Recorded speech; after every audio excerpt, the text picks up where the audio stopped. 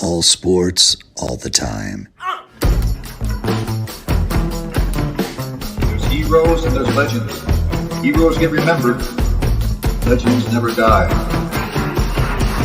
This is the Spoken Podcast. Hold your ears, folks. It's showtime. I'm your host, Lance Twidwell. Man, that kid, he can ball, man. He can ball. Touchdown, Kansas City! Patrick freaking Mahomes, baby! Let's talk some sports, because that's what we're here to do. You are tuned in to The Spoken.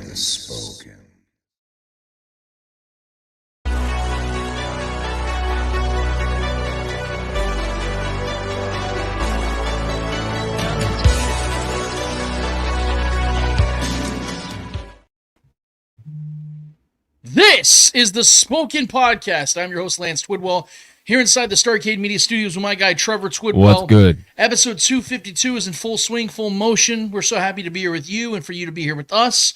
Whether you were live streaming, podcasting, or YouTube, we want to thank you so much for taking the time to be with us. And this time is, goddamn, we have a great show for you guys today. I am so stoked. It is, in my opinion, the best week of the NFL season, the divisional round, because you have four humongous games of the final 8 teams. The Elite Eight is the college basketball tournament, would like to call it. March Madness would call it. This is the final 8 teams of the NFL season, NFL schedule. And what would you know? The Chiefs are back in the Elite Eight, if you will, baby. And we're so stoked to talk about that, guys. We have some matchups we're going to get to. We're going to get to all the divisional matchups. We're going to preview them and predict them. I have no idea who Trevor's picking. Trevor has no idea who I'm picking. I have no idea who you guys are picking. And you have no idea who we're picking. So we're all even right now. We're really stoked about this one because we have, like I say, some really fun predictions for you guys. I cannot wait to find out what you guys think. I can't wait to find out what Trevor's thinking. I can't wait for you guys to find out what I'm thinking, TBH. It's going to be a lot of fun. We're going to be getting to you guys. I say it at the top of shows. I say it at the bottom of every single show. I'll say it right now. Get on YouTube right now if you're not there right now. If you're watching on Facebook or Twitter or anywhere else, thank you so much for doing that. But do us a real solid. If you guys are on YouTube, you have an account, go on YouTube, hit the Spoken Podcast, go hit subscribe, like, notify. Every time we go live, you'll get an alert. But also get in the chat because every single show, if you've not already seen it, if you're a first-time viewer, get in the chat because we have a segment in the middle of our show called Speak It, where we give you guys the entire segment where it is you guys that takes over with your questions, takes, concerns, comments, whatever it is you have. And it doesn't even have to be Chiefs related. We love to have Chiefs conversations here, obviously. But if you guys want to talk about anything else, because there's a big card coming up tonight with Duplessis versus Strickland, the UFC. There's a lot of other things Trevor and I are interested in. I know there's a lot of things you guys are interested in. If you guys want to talk about those things, drop it in the comments and get in there, guys, and be a part of what we do here. We've had a lot of growth this year, substantial growth, in fact, and we've loved that, and we're not done. We're not satisfied with it. We want to get you guys to be a part of this every single week. So get in there, guys. And obviously, we end every single show with a series of L's in the world of sports. Whether they're friendly, maybe sometimes not so friendly, we promise you guys we're going to give you guys some L's to finish off the show as we've done for the last 251 episodes. But Trevor, let's start number 252 with something that isn't as exciting as I'd like to think this divisional round weekend's going to be. Quite frankly, as the wild card round was. The wild card round was fantastic. I mean, there was a ton of blowouts, but the weird thing was it was blowouts from the teams that were considered the underdogs. Right. Some really weird shit, man. So first of all, Trevor, yeah, we were wrong on some things. I feel bad, man. How are you doing this week, man? I want to start. I don't want to just be the one that talks the entire first 20 minutes of the show. How are things going with you? Are you excited about this divisional round as much as I am? Very excited. I mean, we got what we wanted. We wanted the Bills, so we have that matchup coming up tomorrow. A juicy matchup between a young up and coming possible future MVP of this league and C.J. Stroud going up against Lamar and the Ravens. Should be an exciting matchup. Just some solid games. See what these Niners are going to do coming off that rest, how they're going to look, coming up against a hot youngest team in the NFL against the Packers. So excited for some good football, excited for some good UFC fights tonight. I think we're in for a good weekend of sports, man. So I'm doing good, man. I'm glad you're doing good. I'm glad you're here with me, man, because this is gonna be a show that we got to get to a lot of topics in such a short time. I feel like the shows fly by. So let's not waste any time here, man. Like I said, I'm so stoked about what we're about to see this weekend with the games they're going to be on. But It just, Trevor, I'm not one, when we were kids, YouTube became a big craze, and all of a sudden all these rabbit hole videos started coming out. We started believing everything we were seeing about, oh, George Bush had the devil sign, guys. That must mean he's a Satanist or he's a lizard. Like all the nutty stuff, that's out there. Play this record backwards. Yeah, oh my God, Rihanna's doing the Illuminati stuff. Like, remember all that wild shit we used to believe? And a lot of times I'll think to myself, like, some of the stuff I believe sometimes is a little nuts, and I have to kind of check myself. But then there's things like this week where I don't think I'm as nuts as I initially do, or have to check myself and think, no, I don't think that I'm nuts about this. Trevor, I think there's a conspiracy out there right now with particular individuals about Andy Reid and the legacy that he's starting to really put together. What do I mean by that? We all know that Andy Reid's been one of the most lovable, most well-renowned, one of the best head coaches in NFL history for the last 15, 20 years. This guy has been successful beyond most other coaches' wildest dreams. In fact, in his entire 25-year career as a head coach, he has 3 losing seasons. That's as many losing seasons as Bill Belichick's had since 2020. That's how incredible Andy Reid has been. Now, we do know that Bill Belichick was able to win more Super Bowls in a lengthier period of time because he had Tom Brady, whereas Andy Reid had to deal with overcoming obstacles with Alex Smith, Donovan McNabb, Jeff Garcia, Kevin Cobb, guys like that. Right. He never had that superstar quarterback until 2018, and now we've seen what Andy Reid's been able to do with a superstar quarterback, and it's been damn near unprecedented. And I think that Andy Reid wants to continue that going. And now, we all know, we've had this discussion on the show, even last week we talked about it briefly because we saw Pete Carroll, Nick Saban, Bill Belichick, some of these older head coaches start to either retire, get fired, step down, whatever the case is. Yep. We're starting to see that those legends start to slowly dwindle away. And this happens, from players to coaches and everything, every single, decade or so. The legends we grew up loving or hating, they start to slowly go away. This is just a gradual part of the natural way of life is, especially in the NFL. And we know that Andy Reid is not one of the younger coaches in today's NFL. So we've heard the speculation, we've heard the things that have gone on, and Andy Reid addressed this directly just over a week ago when he said, I'm not even thinking about that, and I know you guys asked the question because I'm old, but I'm not that old. And that last line was the thing that I thought kind of put a nail in everything. It'd be one thing if he was just being dismissive, because we know Andy doesn't like to be the center of attention. Right. We know he doesn't want to be the guy that gets everybody like, oh, so Andy, are you gonna, get an acceptance speech? You're announcing before the season, and he gets a plaque from every team they play. No, that's not Andy's style. He's more of just one of those, behind the scenes kind of guy. Doesn't like to take the credit for things. But I also know that Andy's not a liar. And I like to believe that Andy, when he says that I might be old, but I'm not that old, he's telling us that he's not ready to hang it up. And for me, for what he's accomplished already and what he's still accomplishing, he has that right to dictate when that's going to be. Yeah, and what lies ahead, too. But the problem that we're facing here, Trevor, is we have one dipshit in sports media that is out there creating lies, and I'm telling you, lies about what's going on with Andy Reid's current status when it comes to what he wants to do with his future. Trevor, let's go ahead and play. This is via the Zach Gelb show. Mike Florio is on there talking with Zach Gelb from CBS in regards to some of the futures of other head coaches in the league, Bill Belichick, even Pete Carroll and guys of that like. And this part of the segment's actually talking about Sean McDermott and whether he's going to be safe in Buffalo if, in fact, the Bills do lose this week to the Chiefs. And Andy Reid's name comes up in this conversation. And after this is done, Trevor, surprisingly enough, Trevor and I had a few friends that had some reactions, direct reactions and immediate reactions to what Mike Florio said in this snippet. Trevor, go and play this. Gotcha. The one I'm watching is when the Chiefs season ends, is Andy Reid going to retire? Oh, wow. He has said he's not thinking about it, and I guess the smart aleck would say, well, there's nothing to think about if you've already decided you're going to do it. But I think there's reason to believe the Chiefs have the possibility on their radar screen. We'll find out when the season ends. A lot of times, guy keeps his mouth shut until it's all said and done. He doesn't want to be the story. He doesn't want to be the focal point. He doesn't want it to be the issue. Although I could say at some level, the closer they get to the Super Bowl, if guys start thinking maybe Andy Reid would walk away, that gives them the extra little kick to let him walk out with a trophy. But we'll see. And could you imagine if that job opens up? That would instantly become the most coveted job in the sport with Mahomes. Ever since I caught wind of the possibility that the Chiefs are bracing for Reed leaving. Not saying he will, but I think there's reason to believe the Chiefs have it on the radar screen. Mahomes, there's only one, and the Chiefs have him. So if you're Mike Vrabel, who played for the Chiefs for the final 2 years of his career, if you're Bill Belichick, if you're Jim Harbaugh, if you're one of these great coaches with options, you kind of want to play it out. And maybe at some level you're kind of hoping that they lose sooner than later because you don't want to ride this all the way out until February 11 if the Chiefs make it to the Super Bowl. Bullshit! No offense, but you are a stupid asshole. You bitch.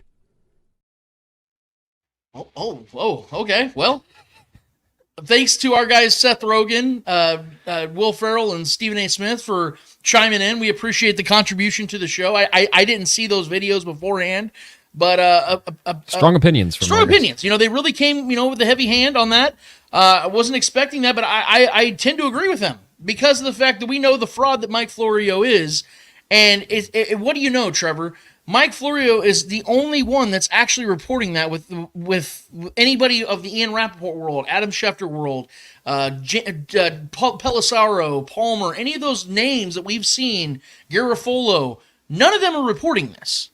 It's only been Mike Florio, and here's the thing, Trevor, this is a loose report at best, because he's not saying sources are indicating. I'm hearing within the Chiefs organization, what he says is, and he's actually pretty clever about this, if you don't know Mike Florio, you can buy into this. But see, unfortunately for Florio, Chiefs fans have a history of receipts with him. Dating back to even when he was talking about how the 49ers in the Super Bowl 54 should try to injure Patrick Mahomes. Oh, no, he tried to tidy up by saying, I'm not saying that he should try to injure him. I'm saying, it'd be worth it, to hit him low or hit him real late and get the 15-yard penalty with his Eddie Munster haircut. Like, there's so many things that Florio has put out there about how he would retire if Tyreek Hill ever played football again when those bullshit allegations were going up against him in 2019. And what do you know? Tyreek Hill played that entire season, and Mike Florio is yet to retire. So this is a guy that has a terrible reputation with this team and this fan base and this city, and he's not stopping. I'm not sitting here saying, guys, that Andy Reid hasn't considered retirement over these last few years. I'm sure it's been on his mind. The man is going to be 66 years old later this year.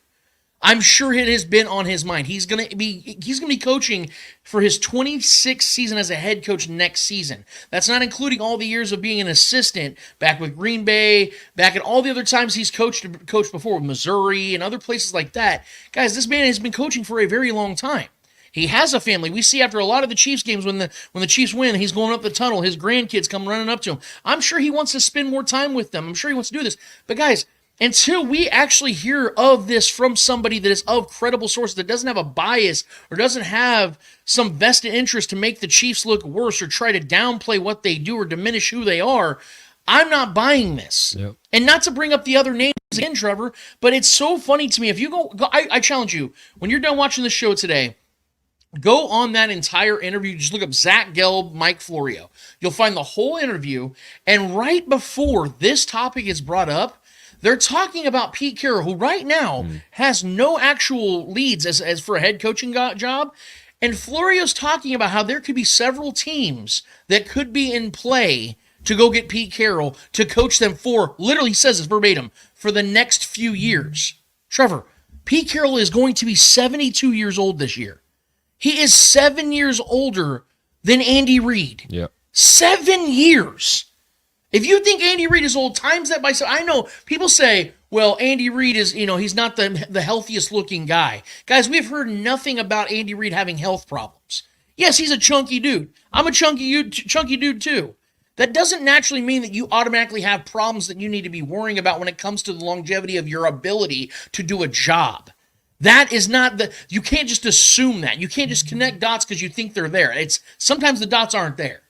And we have seen guys coach into their 70s, into their mid-70s, even into the late 70s in other coaching areas in other sports.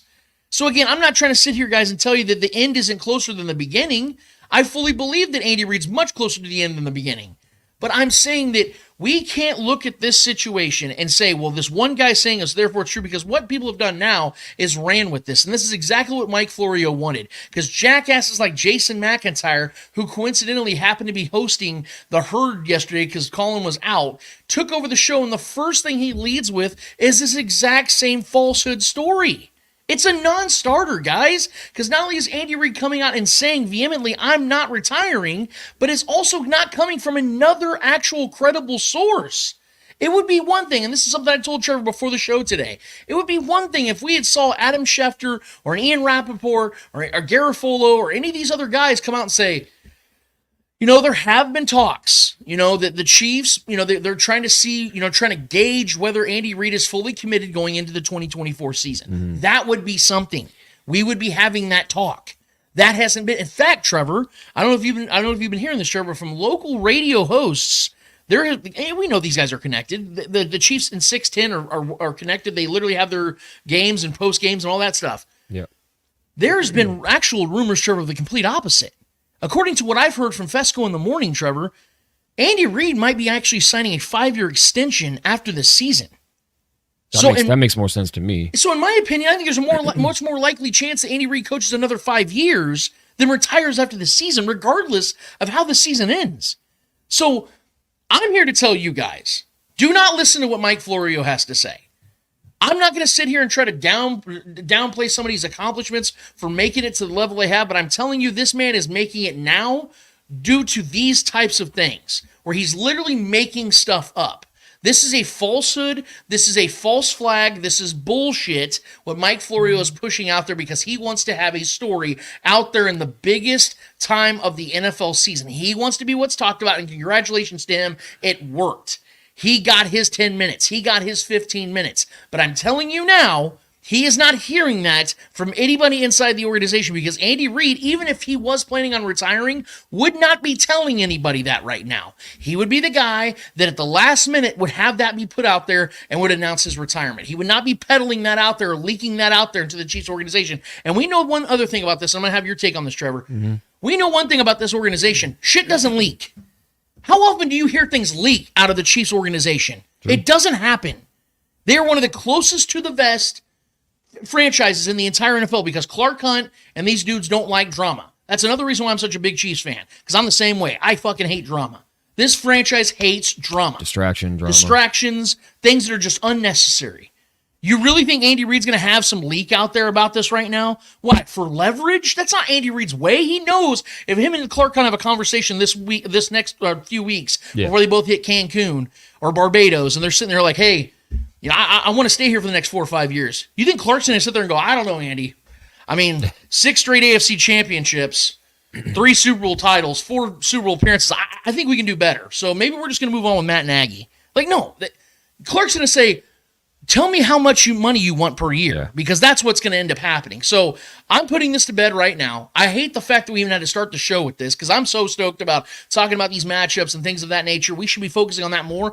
But I know that there are Chiefs fans out there that are reading that going, damn, are we really about to lose Andy? Like, I get it. I understand that might be a cause for concern for some of you guys. I'm here to put that to bed right now. You don't even have to listen to me. Just wait until the offseason when Andy Reid either signs an extension or just flat out is going to be here next season. Don't worry about what Florio's saying. Don't listen to what this motherfucker's telling you. He's full of shit, per usual, and that's where you need to leave it. Trevor, what are your thoughts on this, man? Honestly, man, this for me just feels like just pure media sensationalism. That's all this feels like. This feels like, because the talk of the town is all the firings of the head coaches, all the head coaches that are available. What possible head coach could take Andy Reid's spot, because this is the best time probably to pounce on a replacement, because you got the Harbaughs, you got the Belichicks, even who he's older than Andy. You got the Vrabels, you got Pete Carroll's out there floating around possibly. All these big names, all these big moves amongst the NFL. So why not mention the best team and with the best quarterback and the best head coach currently, possibly stepping down? Who would be his predecessor? You know what I mean? So that's a sexy topic to throw out there right now, because it's such a hot topic right now with the coaches. All these coaches and openings in the air and movement amongst the league. So that's all it feels like to me, man. This just feels like pure sensationalism. This feels like a typical Florio take. Just kind of throwing shit to the wall, hoping to see what sticks. And if he ends up being right, oh my God, he's right. He looks like a genius at that point. So for me, man, it's honestly a non-starter for me. I don't really even envision Andy Reid being gone after this season, especially if we win the Super Bowl. If we win the Super Bowl, he's the guy that wants to keep coming back for more. Right. You know what I mean? Even when we won the one in 2019, he's like, we'll be back next year. We made it back. We didn't win it. But we came back that following season and won it. So, I don't know, man.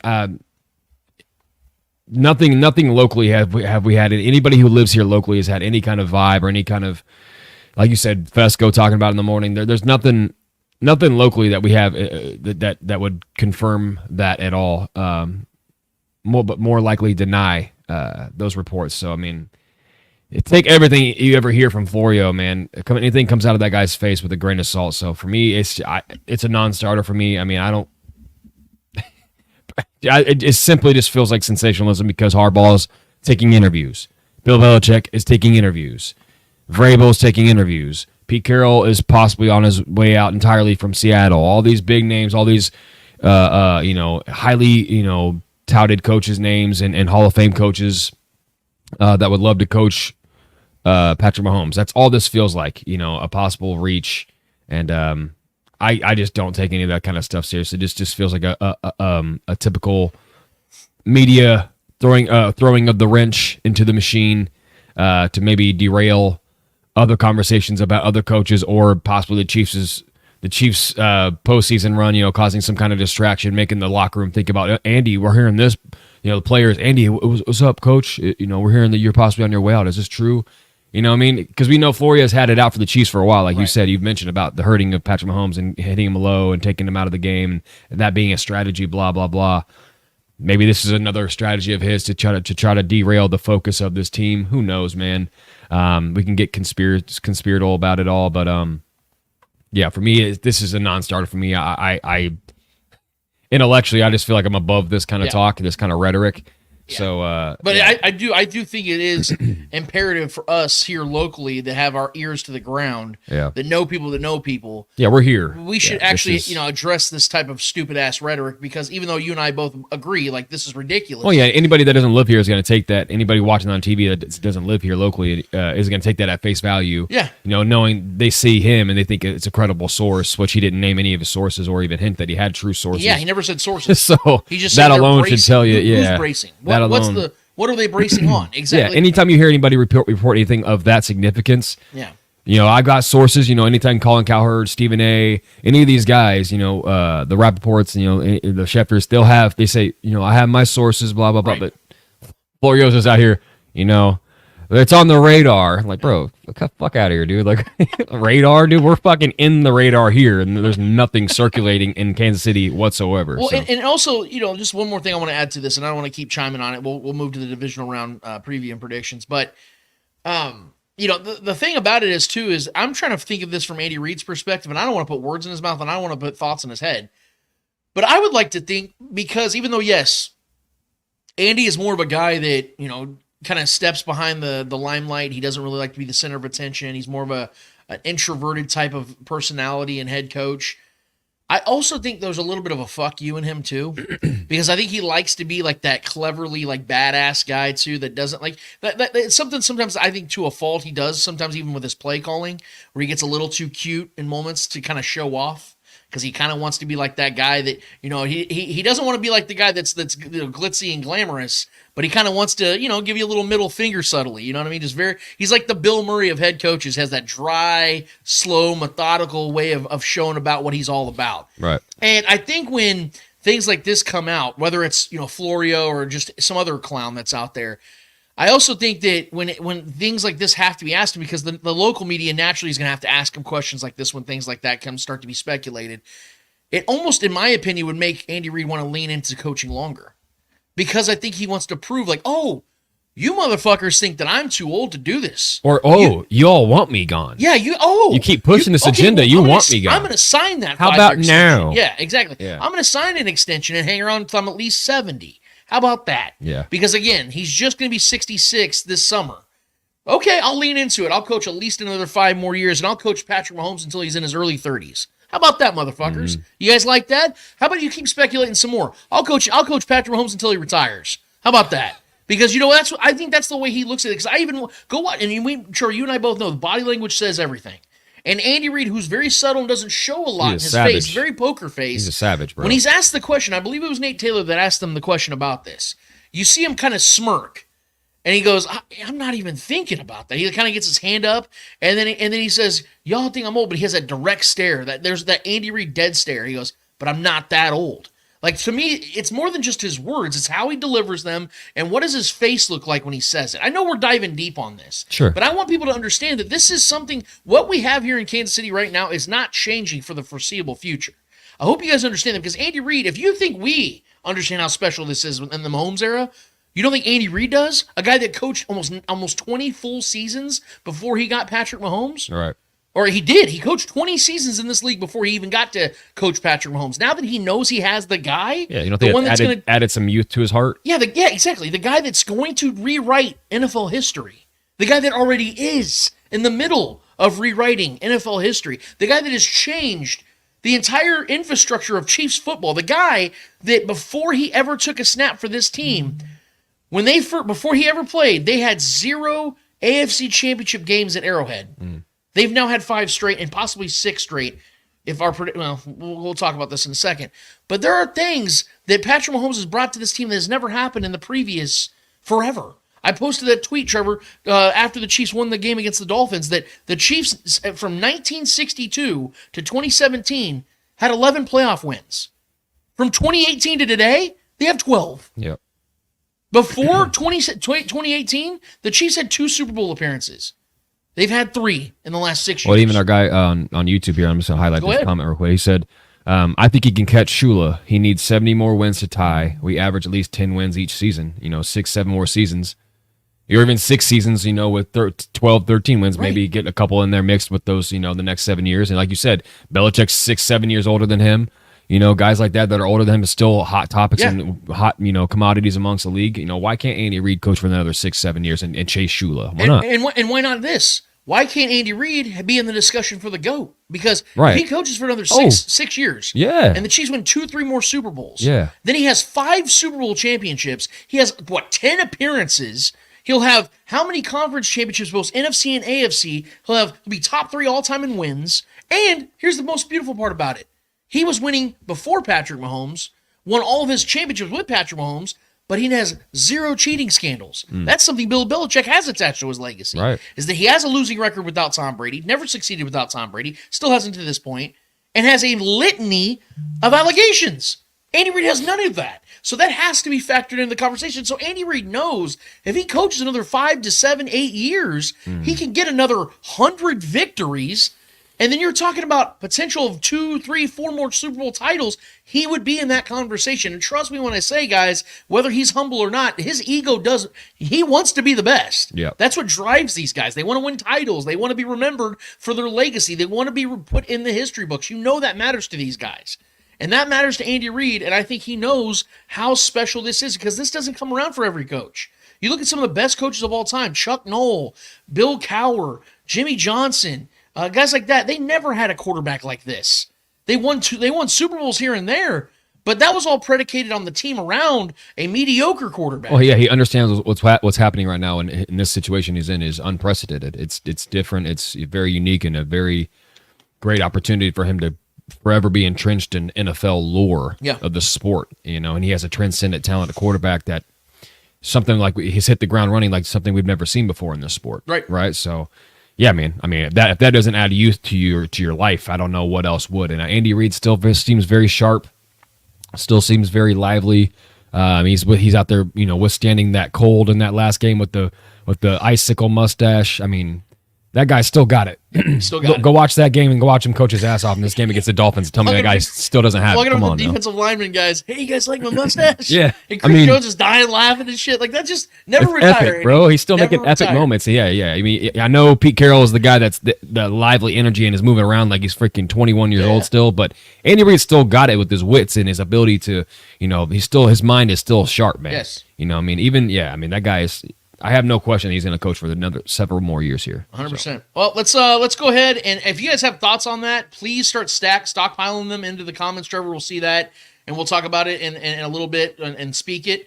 But we're going to move to, I believe, the biggest portion of this show, because Trevor and I, again, have not talked at all as far as what we see going down in this divisional round.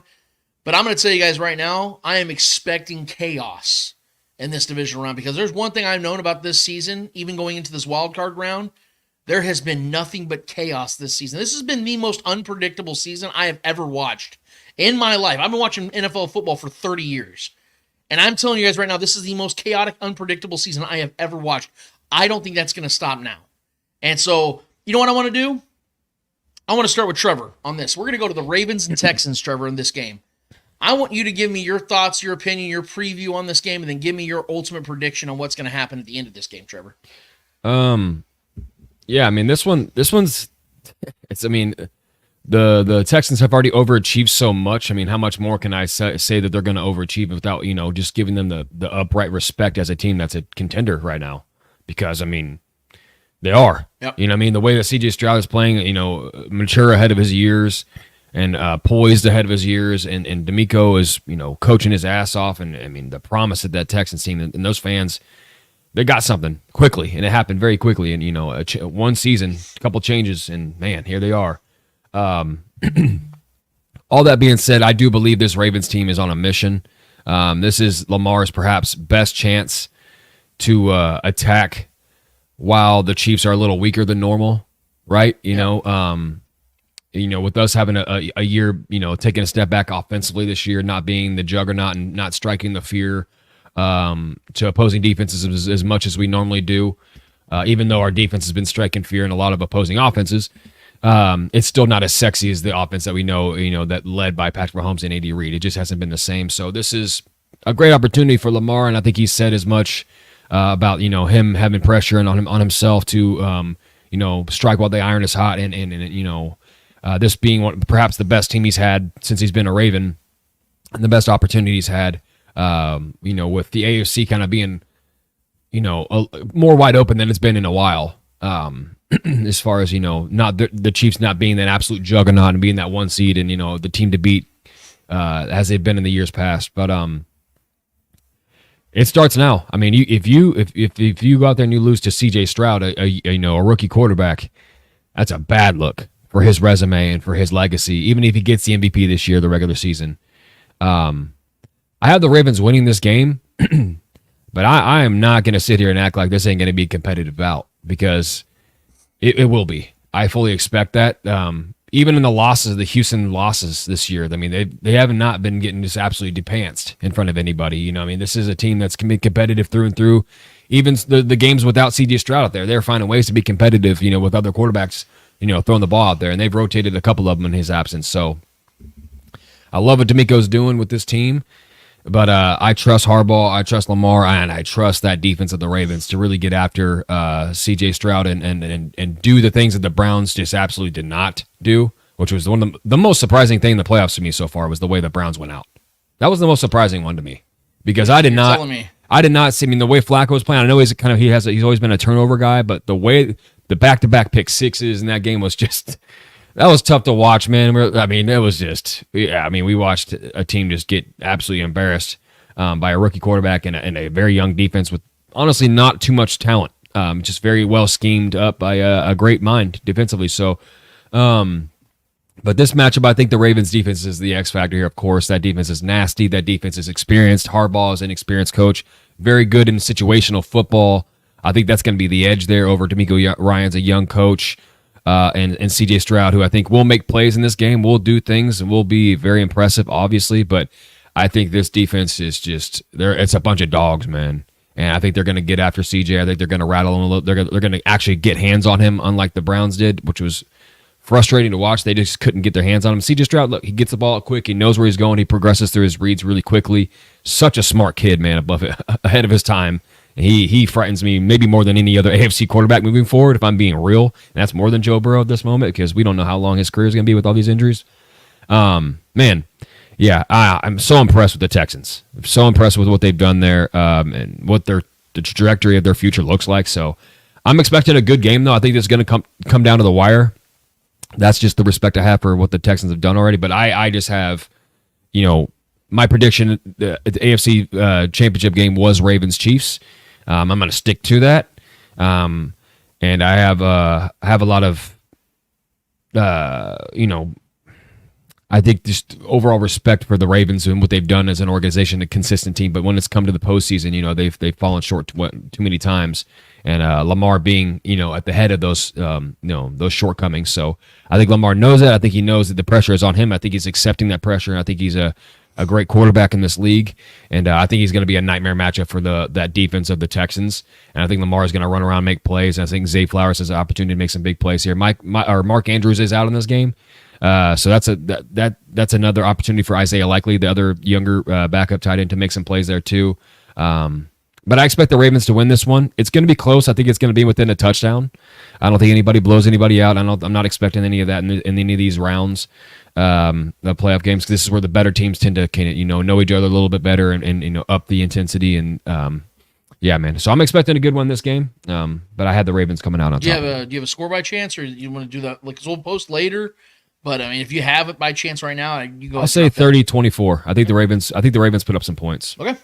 I mean, everything you said made complete sense, because you look at the Ravens come into this matchup with 2 weeks of rest, 2 weeks of rest, really, because their last game didn't really even matter at all. I will say though, Marlon Humphrey's out. I don't know if you saw that. I didn't see it. I knew he was questionable. Last I saw when I was looking this morning, but that's a big loss. Yeah, but they even without Marlon Humphrey, I'm gonna say some stats in a second, but I mean, they come into this game as rested as anybody in the league. Pretty much outside of Marlon Humphrey, as healthy as anybody in the league. Mark Andrews as well. I understand that, but to your point, Isaiah Likely's played insanely well. Actually ended the season off on a great note. The last game that actually mattered to the Ravens had a humongous touchdown on 4th down, I might add, with the one-handed snag. They also come in as the better team, clearly, as the home team, and 9.5-point favorites. So the NFL is fully expecting that the Ravens are going to, do what they need to do in this matchup and take care of business with a great defense. And I was doing some research this week, and CBS's Tyler Sullivan, a guy I really like to read his thoughts and predictions on when it comes to NFL matchups, that when it comes to the Ravens defense, their unit ranks first in the league in fewest points per game allowed, total sacks, and is tied for the most takeaways. The Ravens are also tied for the fewest yards per play allowed, are stellar on 3rd down, and had the second fewest red zone touchdowns rate in the league, with opponents finding the end zone on just 41% of their trips in the red area. The Ravens also, if we're going to be honest here, man, we got to talk about this season, how insane it's been. Mm-hmm. They also have the soon-to-be 2-time MVP, Lamar Jackson, on the offensive side, with more than a few exciting receiving options, even with Mark Andrews down. Solid offensive line and one hell of a coaching staff, as you praised. John Harbaugh and their two DC, or their DC and OC are both up for coaching jobs this year. Right. So I think that all that's to be considered, and they're still going to lose. I love it. The Texans are going to beat the Ravens today, because for some damn reason, folks seem to forget. And Trevor just talked about it, so I'm not talking about Trevor. But for some damn reason, people are forgetting that on the other side of the field is the scariest young quarterback I have ever seen in C.J. Stroud. This kid from day one has shown me this dude is for real. And I will always use this against myself, and I'm guilty forever for saying it. I have video to prove it. I said, I don't really feel C.J. Stroud coming out of the draft. I said he's probably at best going to be a Jared Goff. Jared Goff's a good quarterback, a good, solid playoff quarterback. Yeah. But C.J. Stroud looks like the best thing since Patrick Mahomes, and I'm not saying that hyperbolically. He's already had an elite season, man. It's fucking terrifying, dude. Yeah. And not to mention, they have one of the scariest young head coaches I have ever seen in DeMeco Ryans. Walked into this thing looking like a 7-year NFL veteran as a head coach. Looked like he already knew what he was doing. Because he does. Yeah. This Texans team has had no business making the playoffs coming into this year. Nobody thought the Texans were making the playoffs. Rookie head coach, rookie quarterback, a decent, not great roster. Everyone was so big on the Jaguars. Could the Texans or the Titans that just signed Diop, could they find a way to win 9-10 games? Are the Colts with Anthony Richardson and Shane Steichen going to put it together? Like all these other thoughts and questions and takes, everybody was like, yeah, the Texans are a couple years away. They win 10 games, win their division in Week 18. They had no business making the playoffs, had no business, like Trevor just said a minute ago, blowing out a loaded and hot Browns team just a week ago, blowing them out, smoking this team. A team I just said on the show like an idiot a week ago, the Browns were the scariest team in the AFC playoff picture. Yeah. Smoked them on both sides of the ball. But they did, and they did when it comes to making the playoffs and doing what they did against the Browns. The Texans are a prime example of what getting it right at the right time means. They're coming into this matchup with all the momentum and none of the pressure. None. They're playing with house money. Yep. Outside of Josh Allen, no one has anything close to the amount of pressure that's riding on the shoulders of Lamar Jackson, who has been horrendous in his playoff career. Trevor, if you could, go ahead and show that clip of Lamar Jackson's playoff struggles. These are the numbers, guys, that Lamar Jackson's put up in his career. Now, you can sit here and say, oh, well, I mean, it's not a big sample size. Lamar hasn't played a ton of games. Do you have the clip by chance? It says Lamar. It's on the overlay on the. Yeah, there you go, right there. It's not going through. It's showing as the background for some reason. We're doing a little remix right now. Sweet. Yeah, I mean, let me work on it, but you can go ahead and keep talking. Okay. I don't know what's going on with that, but so basically, I'll give you guys the numbers. So Lamar's playoff career, if you guys have not known, he's played 4 games in his playoff career. In those 4 games, he completes 56% of his passes. He's thrown for 225 yards per game, has a 68 quarterback rating. He does rush for 92 yards, as we should expect, because Lamar's insanely deadly with his legs. But his total touchdown to turnover ratio is 4-7. He has a 1-3 record with the Ravens. Obviously, that's not just on him, but the Ravens as a whole have only won 1 of 4 games with Lamar as their quarterback. And they average 13 points per game. They have been getting smoked on an occasion. I mean, I think the last playoff game they had was against the Titans in 2019. You don't have to worry about that stat this time, dude. Yeah, but they're under background, so. Yeah, so so you can guess what those numbers say. Just trust me, bro, on that. Look it up. Yeah, but no, this is the point, though, guys. I think the last time we saw Lamar in the playoffs, the Titans beat them 28-12 when Derrick Henry ran all over them and just absolutely smoked and made a mockery of them. I'm not sitting here saying, guys, that Lamar can't change that. What I'm saying is he hasn't to this point, and now the expectations have never been higher because now he's in the prime of his career with the best team he's ever had, with the 1 seed against a team that shouldn't even be here to begin with. Like, it's so obvious, they should win this game. But I'm going to say this, Trevor, if I had to win a playoff game and I had to choose between Lamar Jackson and C.J. Stroud to be my quarterback, I pick C.J. Stroud, and I do not hesitate. And the biggest reason why is because he's shown me that he can do it in the grand stage in just 1 game. Sure. Lamar's never shown me that. At a big level, too. I mean, Lamar is one of the most electrifying quarterbacks we have ever seen. I love watching Lamar. I love Lamar. I was a big fan of his out of the draft. I said he was going to be the most successful quarterback out of that draft class, and he has been to this point. But he's got to show us when it matters that he can be that dude, and he hasn't to this point. And if we can't put this on there either, Trevor, on the overlay, it's okay. Maybe we could try, but this is how I think the Texans win this game. And it's by doing what they've been doing in their 3-game winning streak. Starting off fast. So in the Texans' first quarter during their 3-game winning streak, they're averaging 7 points per quarter, 112 yards, 7.6 yards per play, and Stroud's passing rating in the first quarter is 128. In other words, they are starting off games hot and heavy to start games off to get a good rhythm going offensively to take some of the pressure off their defense that can be gotten at times. Now, to the Ravens' credit, they start off games pretty hot as well. And this is a season-wide first quarter for the Ravens. Their point differential is plus 59, which is 2nd in the NFL. Their touchdowns are 13, which is 4th in the NFL. And their opponent's touchdowns, only 3. That's best in the NFL. So the Ravens, both offensively and defensively, have started off games really, really well. And if we know Lamar Jackson, the best way to keep him as effective as possible is running the ball. Well, if you are starting off and you're leading the game, you're going to always have that rhythm in place. And they at 26% of the time, Trevor, use RPOs. There you go. That's a little stat right there. Yep. So the RPO rate is, so we know 26% of the time, most in the NFL, Lamar Jackson uses the RPO. If they have a lead, they're going to use that 30% of the time. Right. They need to start fast. Yes. So both of these teams need to start fast. Yep. But we have to remember, Trevor, who the Texans and Ravens faced in week 1 of this season. Each other. Sure.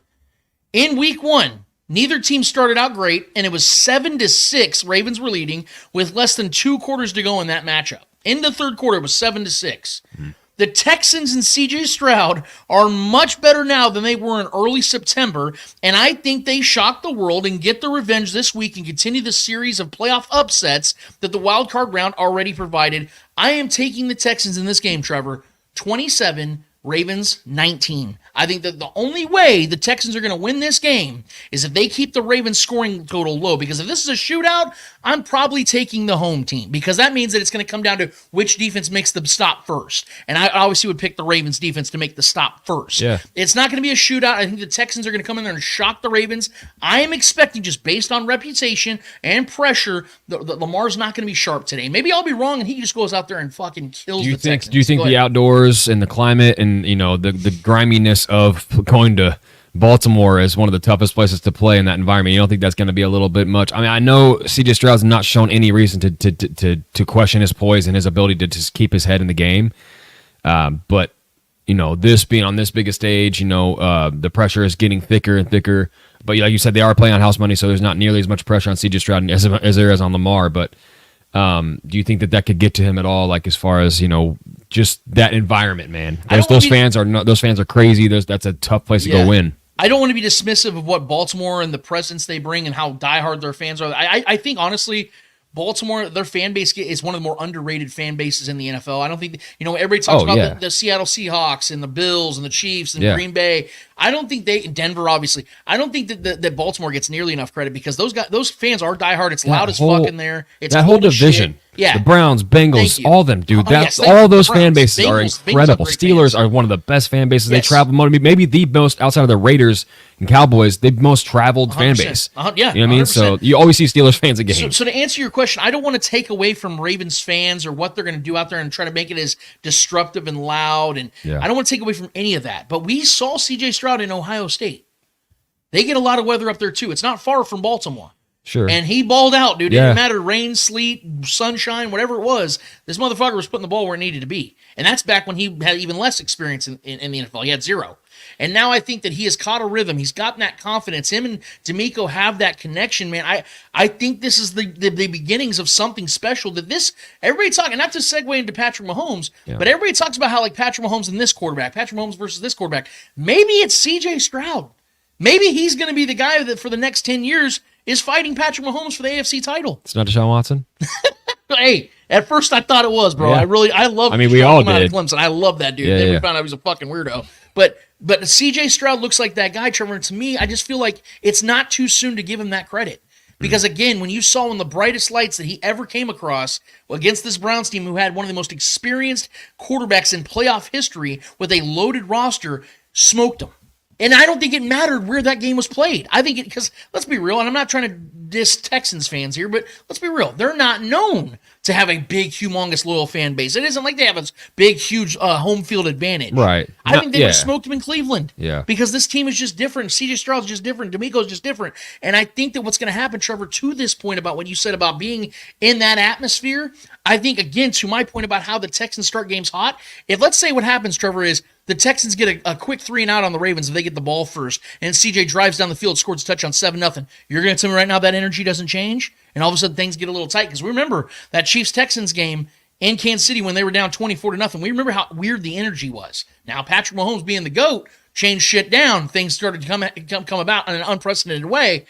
I think, though, that you start to see home fan bases get really angsty really quick. Yeah. And I think if you see this game start off slow for the Ravens, and all of a sudden the Texans are up 10-0, and it's, going into half, it's 13-3 Texans, you don't think that Lamar's going to start pressing and freaking out a little bit because he's like, shit, here I am again. So I think it's more likely that happens than the atmosphere getting to CJ Stroud and him struggling. I just want to highlight one comment real quick. Brandon Chester on YouTube, he said, Watson a weirdo? That rubbed me the wrong way.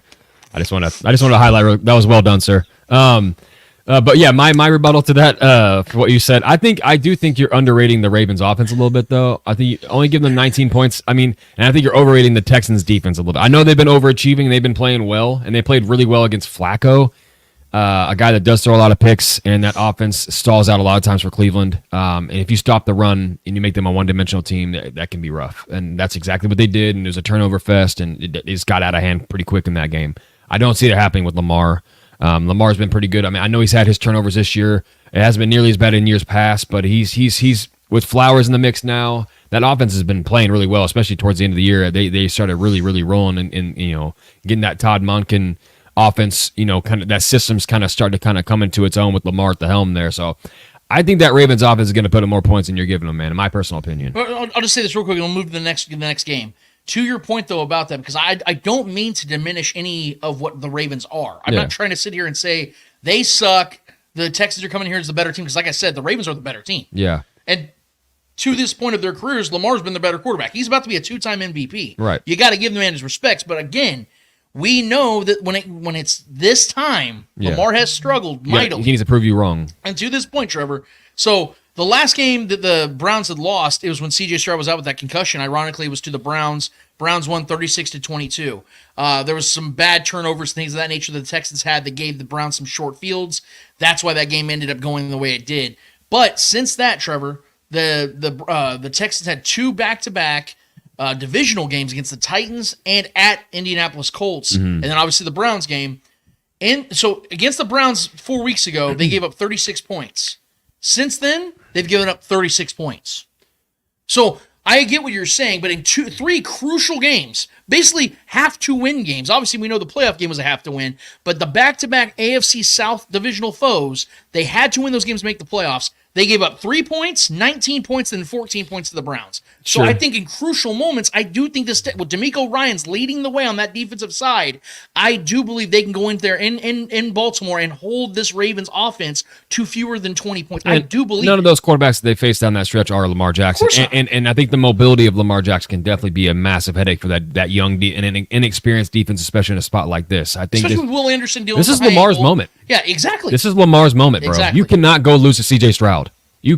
That can't. You'll never, dude. He may not ever get over that. Right. He may lose a lot of the luster that he carries and prove a lot of the teams that didn't go after him when he was a free agent. Nick Wright was calling him James Harden if he loses this game. That's a perfect analogy. Yes. That is a perfect analogy. And I don't no want one's doubting his talent. I don't want that for Lamar. No one's doubting his talent. Yeah. I want Lamar to have playoff success. Bro, I want him to I'm a win big this fan. game Yes. so Patrick Mahomes can beat him in the AFC Championship. That's what I want. Yeah, I want that. Yeah. I want that matchup. That's what I'm saying. Like, I don't want to see C.J. Stroud, to be honest with you. I'm terrified of the kid. Yeah, I'm with you. I'm terrified of the kid. I'm with you. I want Lamar. I'm saying, though, that I think this moment could really be big because, Trevor, the previous playoff games, we could always give Lamar a little bit of a pass and say, well, I mean, he's young. Like, kid's 21, kid's 22, kid's 23. Oh, yeah, you get a He's pass. 26, 27 now, dude. Like, this is the time you got to take it on, bro. This is the time you take your team to the AFC title game. This is when you try to get to that Super Bowl. Like, you got to get it done. So I'm with you, man, on that. I got to see it before and don't get me wrong. Now, here's the thing. Next week, let's say the Ravens win this game. Next week, you know what I'm going to be doing? I'm going to be giving Lamar all the flowers because he did it. Like, this is the thing about it, man. Like, I don't want to come off as a guy that's just going to stand my ground no matter what. Like, if Lamar goes out there and balls out today, I'm going to give the man all the flowers. I'm a huge fan of Lamar Jackson. Sure, yeah. But he's got to go and do it because equally, if he doesn't and he chokes, let's say he throws a game-deciding interception or fumbles the ball and the Texans get a short field, kick a field goal and win, then I'm sitting here going, dude, he's a choke artist. Yeah. He is. At that point, he's great. He's going to win MVPs. He's going to be fun, but he's James Harden. And that's the shitty part about it. I hope that's not part of his legacy because I think Lamar's better than that. He has to get it done. Has to. Let's get to the 49ers and Packers, Trevor. Go ahead. Take off with your take, man. Man, this is Shanahan against LaFleur. These guys know each other just like it's always fun watching Shanahan against what's his name in LA, McVay. Yeah. These guys all know each other so well. These guys all were brought up at the same time, same coaching staff in Washington and all that, becoming, kind of, being around each other a lot. They know each other's styles. They know each other's tendencies. Shanahan has proven to be obviously, I think, you could give McVay his because he did win a Super Bowl, but Shanahan has been a very consistent, and coming from his father's, legacy that but he's built his own as well, and he has this team humming. And then you got the Packers. The youngest team in the NFL, maybe one of the most overachieving youngest teams we've seen in the NFL, and what they did to the Cowboys was just crazy. And going into Dallas and doing what they did, Jordan Love, I might have been wrong on him. Coming out of the draft, it's taken him some time, obviously, but the Packers might have done it again. God damn it, it's crazy, man. Another 15 years of quarterback excellence. It's crazy, man. I don't know what it is, what's in the water over there, what they do to these guys, what kind of seances they perform. Who knows? I don't know. But this Packers team is to be respected. I'm going to say that. They're young. But I don't care about that kind of stuff. The way LaFleur is coaching, the way he's got this offense going, and the development of Jordan Love, and the abilities he's showing out there, and his maybe talk about C.J. Stroud. I know he's a little older than C.J. Stroud, but this is his real first crack at being the guy, truly. And with a lot of new faces and young guys in the mix now, young rookie tight ends, rookie receivers all over the place. Wicks, Dobbs. It's impressive, man. Jaden Reed is one of the best rookie receivers this year. I think he leads the team in touchdown receptions. At the receivers, crazy. Yeah, man. So what LaFleur has done, and when that defense is on it, that defense is awesome. Yeah. But that defense can fall flat, and that's what I'm expecting. Unfortunately, I think this Niners team is just going to go run all over them. It's a tough environment going into San Fran. Where those boys, they're rested. They've had numerous weeks, 10 plus days to prepare for this team. Yep. But basically, I know they've had game plans ready for whoever won the Dallas game or not. But I think Dallas is a better matchup for San Fran, in my personal opinion. I think this is a bad spot for this young team. I think this is going to be a lesson learned for this Packers team. I think they're going to go get their asses kicked, in my opinion. This just feels like one of those games where there's going to be Jordan Love's going to make some mistakes. Everyone's fawning over the plays he's made with these backpedaling throws into the end zone. I think some of those are going to turn into picks in this situation because that's the kind of place that the Niners defense likes to bait you into. With that secondary and those guys that are flying around, I think they're going to make plays on Jordan Love. I think they're going to get after Jordan Love, and these rookie receivers are going to have a kind of a rude awakening and welcome to the NFL kind of moment in this playoff situation. I think this could be a fun game to start, but I think there's a point where this game shifts, and we all know what's happening. We all know what's coming. McCaffrey starts running downhill. They don't have an answer for that. He's going to catch some balls and start running through guys' faces. Deebo Samuel's going to start abusing some guys over those middle catches and things like that, and even running in the backfield, getting his reps as a running back as well. We know how deadly he can be there. And then I think the biggest X factor in this game is Brandon Ayuk. Against that secondary, especially if Jair is not 100% or not playing at all, good luck. That guy is so deadly, especially after the catch. His ability to create space and get open is going to be the X factor, especially if you give Brock Purdy time to kind of get in his rhythm and deliver those balls to Brandon Ayuk. We can see what happens when those guys really get going and that offense is rolling. It's tough to stop. So I have the Niners winning big in this one. This is the only game in this weekend that I think is going to be sort of close to a blowout. I have them winning by double digits in this one. I'm going to say like 34-26, okay. 24. I think they win, damn near by 10 points. In this game, and I just think the experience comes into play here.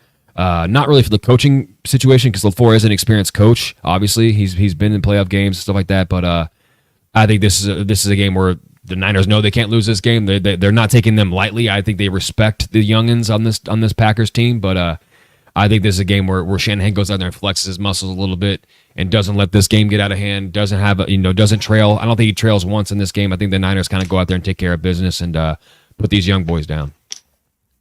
The Packers just had one of the greatest upsets I've ever seen. Yep. The Cowboys were this juggernaut that was ready to contend for a Super Bowl.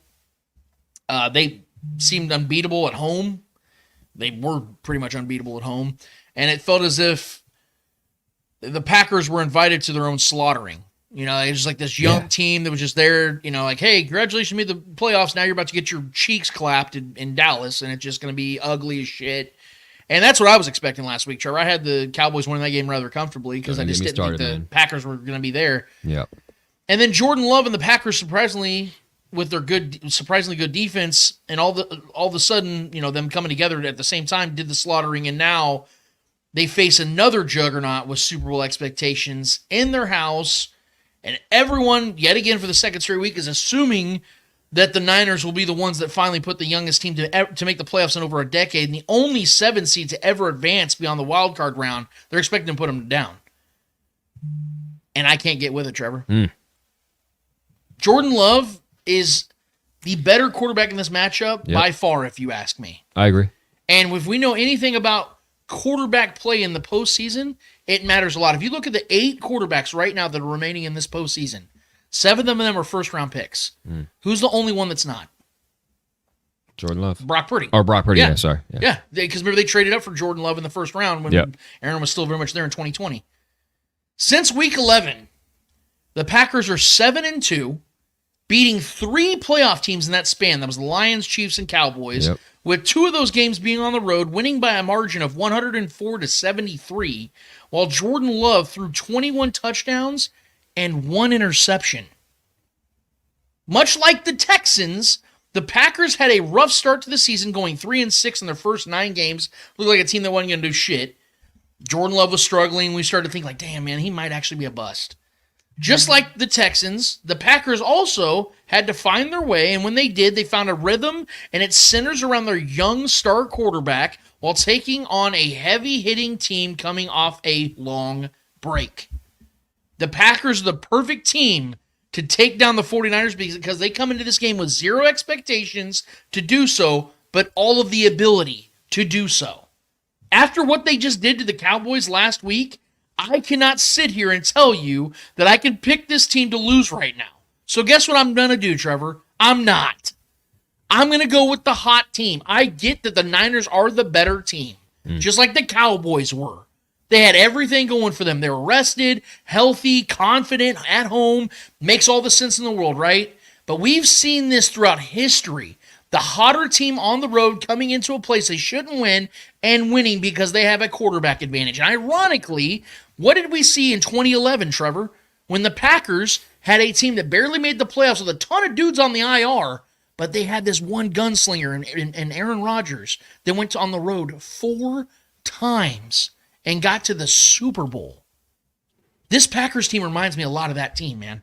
The 49ers are a loaded roster. Kyle Shanahan is a great head coach, but this Packers team is coming into Santa Clara with all the confidence they can and will advance to the NFC Championship. Trevor, I have this as the highest scoring game of the week. I have them flirting with 70 total points. I think the Packers are going to score 37 points in this game. Give me the Packers 37, 49ers 31. This is going to be a shootout, but Brock Purdy is going to cost this team this game by throwing a pick late in the game. 37-31. React to me. I mean, I think you're going to be wrong. I think this Niners team, after what happened to them last year with the decimation and the injuries and them thinking and knowing, and I agree with them, that they would have beat the Eagles if they didn't completely fall apart via injury, and losing and having your running back having to play quarterback on some snaps and stuff like so. This team wants redemption. This team is hungry, and this team is extremely talented and experienced, and they have the best weapon in the NFL, Christian McCaffrey. And I just think, and this defense, man, I think Nick Bosa is really going to be a force in this game. I think that's going to be a lot for Jordan Love to handle. I definitely don't think they're going to put that many points against this defense, in my personal opinion. I know LaFleur is a brilliant mind offensively, but these rookies, I just don't see it happening. I don't see them going out there and doing that against that secondary. I know the secondary is questionable. They've been thrown on at times, but I think the pressure up front is going to be a lot for that offensive line. I think some things will get exposed that the Cowboys just simply couldn't get done in a lackluster and underwhelming performance from their stars on that defensive line. But I think this has nothing to do with Brock Purdy for me. Honestly, I don't expect a lot from him. I think he's a really good point guard, a guy that kind of can deliver the ball and get things done and get the ball in the playmaker's hands. And we haven't even mentioned George Kittle, who in the season on a very high note was going off. So that's also another X factor there that might be tough for that secondary of the Packers. I just don't see the Packers scoring that much points, which it definitely could happen. I mean, we just saw with the Cowboys. That thing got out of hand quickly, and I think that obviously put the NFC on notice, and obviously the Niners on notice. But I just think this team is out for blood this offseason, and I think this team is refusing to lose, and I definitely believe that they're refusing to lose to the youngest team in the NFL, and Shanahan refusing to lose to his peer and LaFleur. And obviously likely for LaFleur as well. He doesn't want to lose to Shanahan either. But I think the Niners just have more of the dogs. They have the better horses in this race, in my opinion. A team that has more experience and has done it. And I'm banking on that to get the job done. I'm banking on that 49ers defense to do what the Cowboys defense just refused to do, was get after the quarterback and force him to get, force him to have to get to his third read before he's getting pressured. and getting sacked. And I expect them to do that. I expect this defense to be on their P's and Q's because if you force Jordan Love to hold on to the ball longer than he wants to, mistakes will be made. We've seen that he's had rough patches this season. And he's overcome them and put together better streaks after the fact. But I think this is a moment where we remember what it can look like when this Niners defense is moving and doing their job, and I think that's what we're going to see. The thing I will say is this, and the reason, because I know it sounds nuts to say, well, the 49ers are such a better team, why would you pick them and you pick the Texans going against the Ravens? Let me contextualize what I mean by this, because I think this game is a lot about, I've been paying very close attention to this 49ers team this season. Mm-hmm.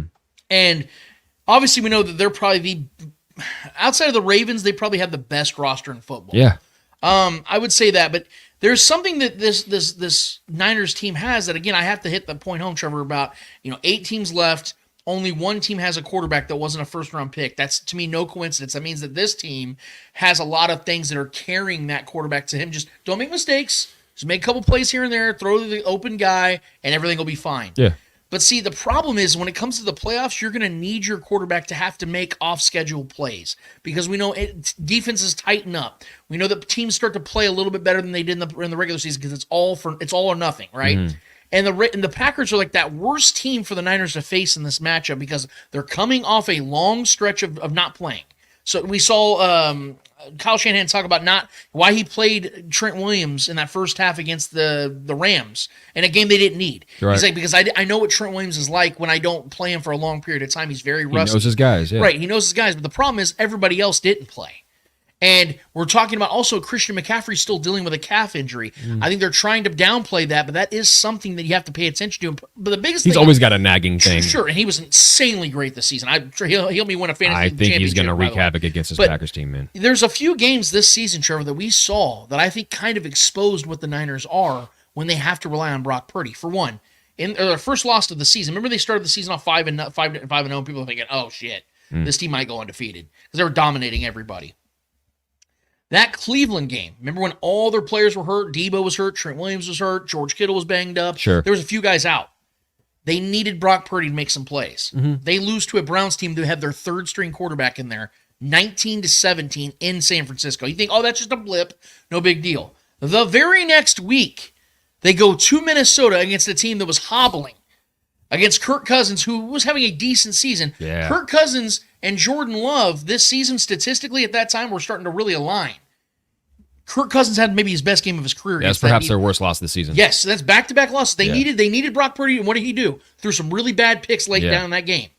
Then the very next week after that, they go up against Joe Burrow and the Cincinnati Bengals. Joe Burrow was finally starting to get healthy. They get smoked, 31-17. They needed Brock Purdy to make some plays. He didn't. They scored 17 points. Then you go all the way down because then they go on this long winning streak. You think everything's fine again. Remember the biggest game of the season, Trevor? Baltimore was coming into San Francisco. Yeah. And the Niners were healthy in this one. They had everybody back. Mm-hmm. They needed Brock Purdy to make some plays against a good defense. What did he do, Trevor? Shit his pants. 33-19, got embarrassed in front of the whole nation. 4 picks. Yeah. They benched his ass. Yeah. They said, oh, he was hurt. No. He got benched because he was the worst player on the field that night. Yeah. So I look at these matchups, I'm thinking, the Packers have been watching all this film. They may not have a great defense, but one thing I do know is they're an opportunistic defense. Jair Alexander, Savage was the guy that I think did the pick 6 against Dak Prescott, who's a better quarterback, by the way, than Brock Purdy, who had a better statistical offense than the 49ers this season, who were a better home team than the Niners this season. Sure. And this Packers team was opportunistic and made some big plays against that offense and shook Dak Prescott. Why do I think they can't shake Brock Purdy, man? So I'm looking at this match, and I'm thinking they have the better quarterback, and Brock Purdy has been a problem in some big games this year. I'm going to bank on the team that goes in there and makes some opportunistic plays and squeaks out a victory. I only have them winning by 6. So similar to the Ravens-Texans game, you're kind of going with the better quarterback situation. Yes, 100%, because Lamar was fantastic in that game against the 49ers. So I'm just looking at him. Jordan Love, to me, is a top 10 quarterback in the league this year. He's a top 10 quarterback. Statistically, you can't argue it. Can't argue it. And I think he's going to become that guy more and more and more. So with LaFleur's system, with him playing the way they have, with opportunistic defense, I think they're going to get enough done, dude. I think the Niners destroy them. You might be right too, because they're fucking amazing. So you might be right. That's my personal opinion. I just think that defense is going to be ready. I think they're going to, and I think Shanahan knows his boy, he knows LaFleur, he knows his tendencies, and there is and that offense is honestly the way that offense moves. It's not similar the way that the plays are called to San Fran, but their tendencies are similar because the way that they go through their reads and their progressions. But if things break down and those reads are covered, the first couple of reads are covered for Jordan Love, that's when we really start to see what he is capable of. I know he's made some plays on the fly, but there's a lot of design things that create guys and get guys in space. Also similar to the way that the Niners get guys in space and create wide open players for Brock Purdy to deliver those balls. Because we saw just last week against the Cowboys, LaFleur had plays designed for Romeo Doubs just to be wide freaking open over and over again, and that's similar to the way that the Niners do things too. They create guys to get guys in space, get Debo in space, get Ayuk in space, and let Brock roll out on a wide open Ayuk or George Kittle over the middle or something like that. These guys are very good at creating their offenses. So it could be a high scoring game too. It definitely could be. I am. You're about the quarterback matchup. I'm more about what this defense is going to do to Jordan Love. I think this is a great opportunity for this Niners defense to go out there and back up the shit talk, back up a lot of guys, even Debo, is talking his shit all year long, and they backed it up in certain matchups. Other than the Ravens one, they got smoked in that one, but that was more about the Ravens being dogs. I think they felt disrespected, so I get that. That gives you an edge, and they just destroyed them, but yeah, I think this is a moment where we're like, Jordan Love kind of shit the bed here. I think there's a moment there. I think that's going to happen. I think this Niners defense is really going to pin their ears back and get after him. So I like it. That's my prediction. We're going to move on to the third matchup of this weekend. That's actually going into the Sunday games. We have the first day game of the slate. Lions hosting the Buccaneers. Trevor, your prediction, bud. Man, this Buccaneers team has been fun, and I have no personal I have some close friends that are big Bucs fans, and this has been a fun ride for them. So I'm low key kind of rooting for them, and I'm a Baker fan. I love Baker. I love who he is. I love that he's that guy and that quarterback on the sidelines that's going to everybody on the sidelines, not just his wide receivers. He's like going out there and kicking it with the defensive linemen and stuff. How do you not love a guy like that? He's a true football bro. I love guys like that. He's just this is his life. This is what he does. He lives, breathes, and shits football. You know what I mean? Like you gotta love guys like that. So low key, I'm rooting for him, but I love the story of Detroit. We've been that city. We've been that thirsty, that starved city for success. And they've got a coach and I think a quarterback tandem that can get jobs done and consistently win. And I'm not a big Jared Goff guy. I think he's very inconsistent as far as like being a statistically consistent quarterback, a thrower of the football. I think he's timid at times, and I think he can shrink in big moments. And I think that's what's going to happen. I'm taking the Bucs. I think. Listen, man, you talk about C.J. Stroud, playing on house money. That's exactly what's going on with the Bucs here. A journeyman quarterback, a retread guy who's always kind of, it hasn't been for everyone. He's an acquired taste, Baker Mayfield, but he's slinging the rock this year, man. He is a fearless guy. You got to give him that. Jared Goff, if that running game isn't going and the pressure's on him, he shrinks in big moments. You know what I mean? And Sam Laporta, not sure if he's going to play. Yeah. And this Bucs defense is good. Yeah, it is. It's good, and I know, and it's in a dome. Yep. No worry about no worry about bad weather, nothing like that. This defense will go out there and play in controlled climate, and this is one of the best, if not the best, rush defenses in the league. Bucs rush defense has been great all year. They're one of the few rush defenses that kind of slowed down McCaffrey in that matchup. Yep. They didn't let him really get off. Right. So, I mean, if they can slow down the running game and not allow the play-action play for Jared Goff to get comfortable and get in his rhythm,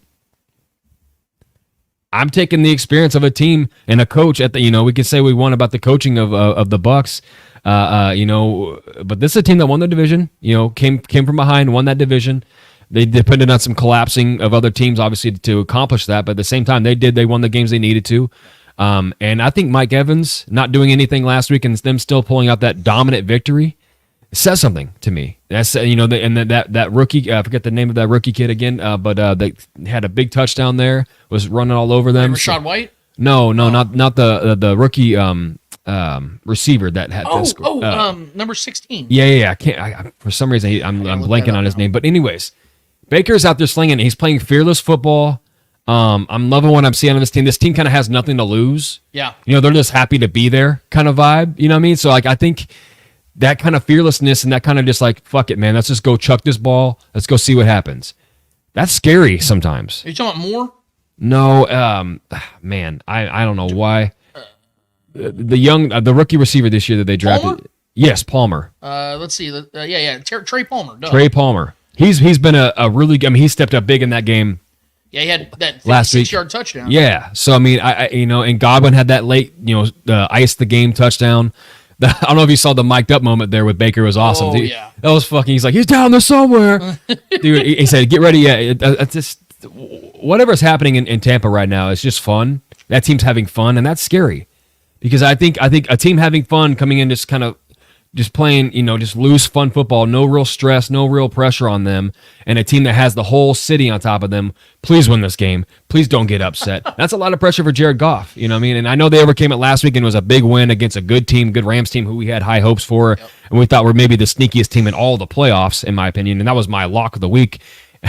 In that win, I had the Rams winning that one, but the Lions came out and they looked good. They ran the ball well. Amon-Ra balled out, did his thing, of course.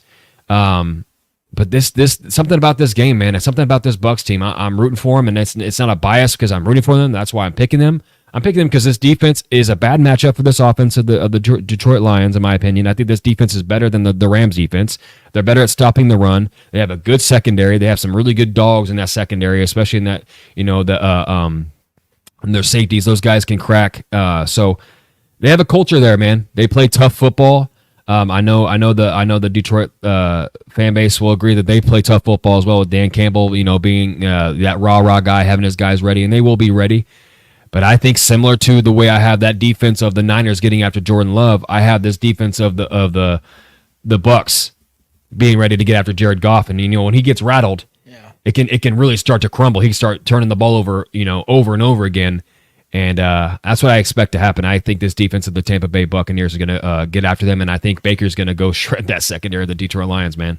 I think there's been a lot of shit talk leading into this game, and I think Baker's going to be ready. I think Mike Evans is going to kind of have a rebound game after basically being a no-show in that last matchup. This is a moment for him to really show his colors and show what he's made of. And he's a tough matchup for any secondary with his heightened speed abilities and what he's done his whole career, being one of the most consistent receivers in NFL history. I expect him to show his true colors out there and be a dominant force once again.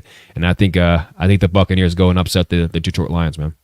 Trevor makes some very valid points there. I would say. This is all I'll start with my take on this. I mean, how awesome is it to see the Lions not only back into the postseason for the first time in over a decade, but host a playoff game and win a playoff game at home in over 3 decades. I mean, Trevor said about how we can totally relate to that, about how we, this is something that, we didn't see for a long time here in Kansas City. First playoff win in 2015 was the first playoff win since 1994. I mean, it was a long fucking time, man. So we understood to a degree what that was like for the Lions and the Lions fans. And I did like Trevor said, I picked the Rams and was rooting for Stafford. Mm-hmm. Even though that's the facts of it, I was truly happy. He got beat up in that game. Yeah, some late hits they didn't call. Yeah. I was truly happy for Detroit as a whole. I cannot imagine how emotional it all was for them to not only get that playoff monkey off their back, but to do it against the legendary former quarterback. Seeing the fans crying in the stands, that's relatable, bro. We've been there. Which is why I'm also agreeing with Trevor. Let's go, baby. Yeah, let's go, Baker. I'm picking the Bucs in this one. Look, the Lions are a very good team. And I love Dan Campbell and what he has done in the short time as their head coach, but I think the emotion of that game last week meant so much to that franchise and fan base as a whole. Yeah. But I think that because of that, I think they're going to be coming out a little flat against another team. And I feel like I'm really consistent on my picks here.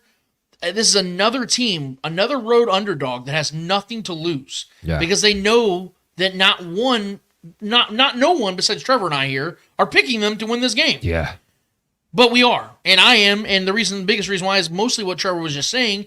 The Bucs not only come into this matchup coming off a home playoff victory against a slow-dying Eagles team that was just begging for sweet death. It was like watching that clip from Shawn Michaels giving Ric Flair the sweet chin music. He's like, I love you. And Ric Flair's like, come on, it fucking ended, man. Like, it felt like that when watching the Eagles and Bucs. Mm. They're also on a great run right now, winning 6 of their last 7 games. One of those games included going into Green Bay just a few weeks ago and beating that hot Packers team by 2 touchdowns. Confidence is a hell of a drug, man. Yes. It's a hell of a drug. And like you said about the Bake Show, man. Yeah. Baker Mayfield has provided this Bucs team leadership, but also that swagger that gives them this level of confidence where they feel like they can beat anyone, anywhere. Yeah. And it's going to work this week, in my opinion, man. I mean, I honestly believe that I will preface this by saying, because I think it's all about timing. I think if the Lions were coming into this wild card matchup, like I'd say it was wild card round and it was the Bucs, I think the Lions would win that game because I think it was it just felt so right for them to win a game, a playoff game. I think if this was a week earlier and they didn't face the Rams, I think they'd win this game. Because again, the Bucs wouldn't be coming into the play, or the Bucs wouldn't have a playoff win now and feeling good about themselves off a home playoff victory, hot coming all this stuff. But even so, we have seen because like I said, I picked the wild card, I picked the Rams, but even with the Lions winning that game, we have seen wide receivers this season absolutely annihilate this Lions secondary. Is it weird that I feel like more trust in Baker to have a big game than Goff? No, not at all. Because if we're being honest here, dude, Baker, the only quarterback Baker's ever lost a playoff game to is Patrick Mahomes. Yeah. He's never lost a playoff game other than the one of Patrick Mahomes. And that was a competitive game. Yes, like Jared Goff's been to a Super Bowl, but Baker's had a good postseason career. Yeah. He actually has played well in the postseason. Sure. And I think their teams are 3-1 in the postseason. But see, the Lions everybody talks about how like some of these secondaries in the league are so bad. Dude, the Lions have the 30th ranked pass defense. And when you have Baker playing the way he's playing, Mike Evans, Chris Godwin, the young dude, like you said, Trey, and Otten, and these other guys, and Rashad White out of the backfield. He looks like a replica of Kareem Hunt, the way he catches passes, just extends drives. I mean, dude, you have two of the best receivers alone, like I said, in the league coming into this matchup for the Bucs. Not to mention a budding star, like I said, of Rashad White, who, by the way, is a KC kid. I found that out this week. I didn't know that. He's from Kansas City. I just think like and they got all pros on that defense too, bro. Yes, I mean, dude, you know what I mean? A lot of those guys on that defense are dudes that won the Super Bowl 3-4 years ago. Yeah, there's still some Devin White and those guys are still there. Yeah. And like the Texans, like the Packers, like I said, the Bucs are coming into this divisional matchup with none of the pressure and all the ability to make this a chaotic weekend, and that is exactly what I'm expecting. Another underdog, sending another heavy favorite packing. I have the Bucs winning this game, Trevor, 30-20. I think they're going to win this game by double digits because I agree with you. I think Goff is going to fold. I know the Lions' offensive line is really good, but I just think you saw some of the Rams really, the Lions really stalled in that game against the Rams. If they would have gotten, if Stafford would have gotten that late hit penalty, that would have put them in the goal line. If Puka Nacua would have got one of those DPIs, they'd have been near the goal line. The Rams would have won that game. But there were some really bad no calls down the stretch, and I give the Lions respect for what they did in pulling that victory out. But Goff stalled, man, in that second half. They stalled. And I think that this Bucs defense, like you said, is a lot better than that Rams defense, especially in the run game. And I think Montgomery and I think Jahmyr Gibbs are going to have a hard time getting things done on the ground game. And this Lions offense is predicated on their run game. And if they get stifled, dude, if they hold this run game to 80, 85 yards, I don't think the Lions win this game, and I feel confident that the Bucs are going to score some points in this one, man, because like I said, you're in a dome, feeling good, Baker's healthy again, a lot of weapons. I think the Bucs win this game handily, man. I agree, too, and I think there's some added juice to Baker Mayfield's performance here as well, because I don't know if you saw Gardner Johnson, the DB for the Lions, was talking. Gardner Johnson's talking again. Yeah, he was talking about he doesn't think Baker watches film. He said if they had a good quarterback, he'd be a little more scared. Bro, this is what I'm saying, dude. Why would you do that? I know, man? Baker's not the biggest guy as far as stature. I wouldn't be poking Baker right now, bro. Oh, Baker, look what he just. I know the last quarter was. I mean, talking shit on. Philly's secondary is absolute ass, maybe the worst in the league. But Detroit's secondary isn't that far off from Philly's. They've been giving it up. The Eagles have the 32nd ranked pass defense. The Lions have the 30th. This is what I'm saying, bro. Like what Baker just did, I wouldn't be saying that shit. No. So there's some added bulletin board material even for my. I'm gonna go throw some money on Baker's overs. That's what I'm saying. Yeah. Absolutely. Yeah, I'm glad we're on the same page on this one, man. Because it just feels right. It feels like this team is just playing loose, playing fearless. And Baker at the helm, man, anything can happen. That guy can go sling it for 4 touchdowns, and I would not be surprised. Well, you and I might be on the same page on another one because we have one more game to get to. Let's talk about it. Chiefs and Bills. I'm going to take the lead on this one if that's okay, Trevor. Yeah, my blessing. Thank you. I cannot tell you how badly I have been waiting to talk about this game. This has been the longest week of my life. When Trev, Book, and I finished up chatting up the Chiefs postgame show last weekend, I tweeted it out, and if we can, I don't know if the overlay is working or not now, Trevor, but I tweeted this tweet out right here. It says, "I want the Bills." I want them so bad. I wanted the Bills, and boy, did I get called out and called names from both Chiefs and Bills fans. Shit, I've been saying for weeks, man. Because for some reason, I've been told for the longest time now that the Bills are scary. And that I should be scared. Red hot. Let's be honest. This game shouldn't even be happening. The only reason these scary Bills are even in the playoffs to begin with was because of this very play right here, Trevor. You can throw that one on there as well. Go ahead and throw that on the screen to let the people know. Gotcha. That play right there is the reason why the Buffalo Bills are in the playoffs. Whether Chiefs or Bills fans like seeing or hearing that or not, it's the truth. Kadarius Toney lining up offsides on a game-winning play in Week 14 is why the Bills got to survive a 10-win Steelers team without T.J. Watt and have their third-string quarterback starting. It's why we get to talk about Patrick Mahomes versus Josh Allen again. If this could be the next Brady versus Manning, if Josh Allen can finally get over the hump and beat Patrick Mahomes in a meaningful game. But I hate to be the one that throws a wet towel on this exciting matchup to most. But this game and how it will play out won't be about those two and what they do in response to each other, but rather who's going to have the better supporting cast around them. First of all, because the Chiefs played on Saturday and the Bills game was pushed to Monday, the Chiefs now get 2 extra days of rest while the Bills play on a short week. Second, and we can put this up here real quick, Trevor, if you could, look at all these injuries the Bills have. You have Gabe Davis out, Taylor Rapp out, Balin Spector out, Christian Benford out. There are 3 starters in that list right there. Then Terrell Bernard, who hasn't practiced all week, are calling him questionable with that ankle injury. Dude, even if he plays, is he even going to be effective as a linebacker? Right. You're going to have to move left to right, right to left, north to south, south to west. Like, you're going to have to move all over the field with your... He hasn't practiced on a short week. Like, one of the guys in ESPN was talking about it, how guys that don't practice on short weeks almost never play. Right. So, and he's one of their best defensive players. He's the guy that replaced Matt Milano. Especially in a bad weather game, most likely, too. And Taron Johnson more than likely will play...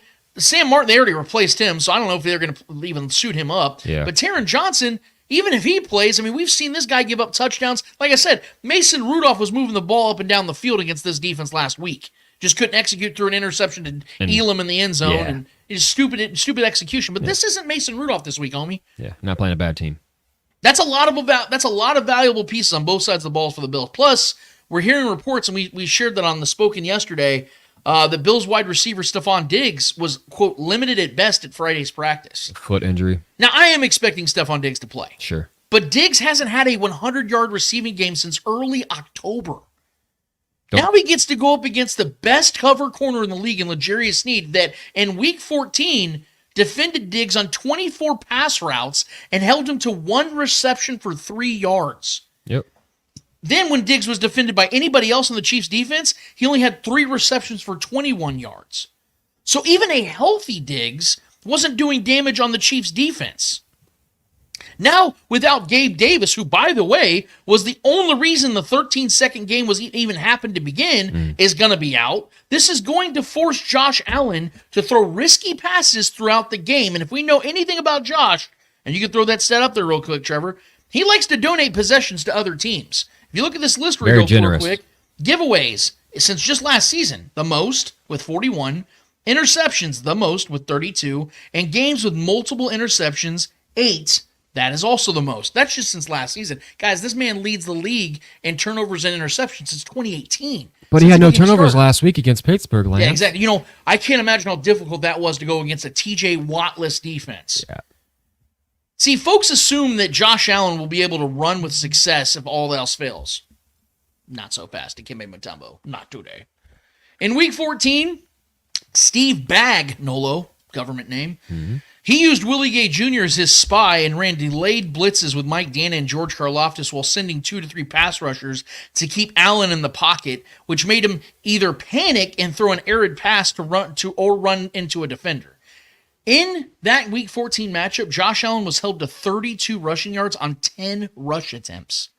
The man averaged 3.2 yards per rush. When the Chiefs and the Bills faced off in Week 14, since we're talking about these injuries and things of that nature, how about we talk about the other side of this? In Week 14, the Chiefs didn't have Isaiah Pacheco. Mm-hmm. They didn't have Drew Tranquill. They didn't have Donovan Smith. Nick Bolton just got off IR with a broken wrist or a dislocated wrist. Yep. Kadarius Toney actually played and was the reason, again, the Bills even won the game. And the Bills won by a damn field goal. A much healthier team back then. They're coming off a bye. And the Chiefs had multiple impact players on both sides of the ball not playing that game, and the Chiefs should have still won the game. Yep. Things have changed since then. Everyone wants to so desperately make this a Patrick Mahomes versus Josh Allen matchup, when in reality, it's Patrick Mahomes versus a hobbled Bills D and Josh Allen versus a healthy, elite Chiefs defense. And here's the biggest point I want to point out. It has infuriated me for weeks to know that the Chiefs are why the Bills are even in the playoffs to begin with. Imagine how infuriated the Chiefs are knowing that exact same fact. Yeah. The Bills have an infuriated Chiefs team coming to town. That is terrifying. A pissed off Patrick Mahomes, knowing, even though him and Josh Allen are very good friends, they hang out a lot in the offseason, a lot of respect between those two dudes. You saw how I've never seen Patrick Mahomes that pissed off, openly pissed off after a game. Yeah. And I understood. I disagreed with who he was actually mad at. Sure. But I think that was his boiling over, as moment, we talked about. Yeah. He was frustrated He's with a the fact human his being. teammate lined up off sides, because he knows deep down if Kadarius just used his fucking eyeballs, that doesn't happen. And that's why Patrick was actually pissed. All right. And now he's carried that for the last 6 weeks. The pressure on Josh Allen, we talk about Lamar having all this pressure. The pressure on Josh Allen, I think every time how Lamar In this matchup specifically. yes, because now everybody talks about, well, now it's in Buffalo. Yeah. And everybody thinks that's an advantage That's for the more Bills. pressure on him. Yeah, I don't think it is an advantage for So Buffalo. if he loses in front of his home, bro. Drew, do you remember what was said? If we go blow when them out. when the Bengals went in there and blew their asses out last year? Right. When everyone's like, oh, the Bengals have a terrible offensive line. They can't look at these pass rushers for the Bills. Joe Burrow And Joe lit them Burrow boys up. annihilated them. Yeah. Was it like 24-10? Just, yeah. Whatever it was, 28-10, Their 24-10? defense, yeah. It was, yeah. There was like 3. I Shut think them Josh down. Allen had like 3 turnovers in that game too. Yeah. Now the pressure is mounted even more, because we've seen, and we can look it up too. I can show you guys. We don't have the graphic, but Josh Allen has never beaten another great quarterback in a duel. Yes, he beat Lamar Jackson 4 years ago in the playoffs. Right. Again, Lamar's not a great playoff quarterback. He's a great regular season quarterback so far, but until further notice, that's not a bragging Josh Allen's right. at least proven he can be a great playoff quarterback. Sure. Even in his losses to the Chiefs, he's been incredible. He's put up great performances. Sure. But he's never beaten a Joe Burrow. He's never beaten a Patrick Mahomes. He's beaten Skylar Thompson and Mason Rudolph. Yeah, guys like that, like guys you should beat. Now there are no more excuses, and the pressure's on even more, Trevor, because we know this window's closing. Because we know this Bills team, and our guy John Harrison can break it down as he has before, are about to be in cap hell. Mm-hmm. And we know that Josh Allen's only getting more expensive. Von Miller's still under contract, and he's pretty much unplayable at this point. Stephon Diggs will not be there next season. They're going to have to figure out something with him at 30 years old, who's looks like he's on the decline, honestly, to be real with you. There's a lot of problems this Bill team is going to be taking on. This is their one last real shot. And unfortunately for them, this is with their worst team they've had in the last 3 years. They are broken down and defeated, man. This is a game of attrition. I'd love to hype this one up and say, like, oh, it's going to come down to Patrick Mahomes and Josh Allen blow for blow. But the Chiefs' defense is not going to allow that to happen, because this is the best, in my opinion, the best defense in the playoffs. And they have shown that. They're the only defense this season that's not given up 30 points. And in my opinion, as far as pure not like allowing of points, yes, it's the only way the Bills can win this game, Trevor, is if the Bills score 30 in this game. Yeah. And the Bills are not scoring 30. How in this likely game. is that? It's not happening. This defense now is even healthier than it was last time they faced, and they held the Bills to 20 points. Well, and the only reason the Bills got 20 points is because the Chiefs did what they did and held them to 6 points in the second half. And I'll let you continue what you're saying right now, but just to throw a new development out as far as our health and our defense and who's going to be available. Via James Palmer on X, he says, my understanding is there is a ton of concern with Chiefs Charles Omenihu questionable illness and Willie Gay questionable neck. Expectation right now is they should be able to go tomorrow per source. Yeah. I just want to say, like, I hope give all the vitamins that Charlie Omenihu needs. Get him ready, man, because if either one of those guys are out, that obviously it's concerning, and I still believe we can get the job done, obviously with or without those guys. But I want every bit of firepower we have against Josh Allen, and guys like Omenihu and Willie Gay are the kind of athletes you need to kind of keep Josh Allen at bay. Yep. You know what I mean? So I'm hoping those guys are ready to go, man. I have a hard time believing that either one of those guys are going to miss this Sure. game, especially with it being these late last-second things like Sure. that. I think it's probably just thrown on the I don't want to downplay it because I'm sure that they are legitimately dealing with illness and a neck, whatever this neck thing is with Willie Gay. Right. But, I mean, unless I'm mistaken, Willie Gay was a full participant all week. So I don't think that it's going to be something that actually causes him to not play. He may not be 100%, but at this point of the season, who the hell is 100%, man? And again, having Drew Tranquil back is going to be a big thing. Sure. This game, to me, is going to come down to the linebacker play for the Chiefs. They're going to be the ones that are going to make those big plays in the middle of the field to keep those, dump-off screens to James Cook from being effective, from Josh Allen being able to run those designed run plays for him to, instead of a 55-yard touchdown, it could be a 6-yard scramble on a 3rd and 9, and then ends up being a punt play. I think that's what's going to happen. Charles Omenihu's really been coming on, really been getting hot. Hopefully, like you said, they pump him full of vitamins and he can be a little bit healthier at that point. I'm sure he'll give it a go, but here's the best part about this, Trevor. This defense is not centered around him. We know who this defense is centered around. It's Chris Jones. And Chris Jones is going to get George Karlaftis, who's an unsung hero in this defense, who had 10.5 sacks this year. The Chiefs lost. They didn't have Charles Omenihu for the first 6 weeks, and the Chiefs were 5-1. So they're going to be able to overcome that even if Charles doesn't play. I'm expecting him to play, but I think that's what we have to look at is this defense with or without Charles Omenihu has been elite. And I think that's going to continue in this matchup against a team that's going to be hopping on both sides of the ball. The fact is, like I said, the pressure is all on the Bills. And this is why, Trevor, you look at all of my picks, I picked the teams that don't have the pressure. I picked the teams that are on the road. I picked 4 road teams. Mm-hmm. I think that all the teams that are coming in this game with the better quarterback situation, and Baker and Jared Goff are I think it's pretty even. I think Jared Goff might be slightly more talented, but I think Baker's playing football that is equal to what Jared Goff can do, and I think that's why I picked that, just overall matchup. But if you look at these, I think C.J. Stroud's coming for the top five position as a quarterback. Jordan Love. Jordan Love's the better quarterback between him and Brock Purdy. I will not have that conversation. And then I know who the 2-time MVP is. I know who the 2-time Super Bowl MVP is. Yep. It's Patrick freaking Mahomes. I think they're going to come in this game knowing they're the underdogs. Patrick Mahomes in his career as an underdog in the playoffs is 8-1 against the spread. I like him to go to 9-1, Trevor, because I have the Chiefs winning this game 27-14. What's your prediction? I love it.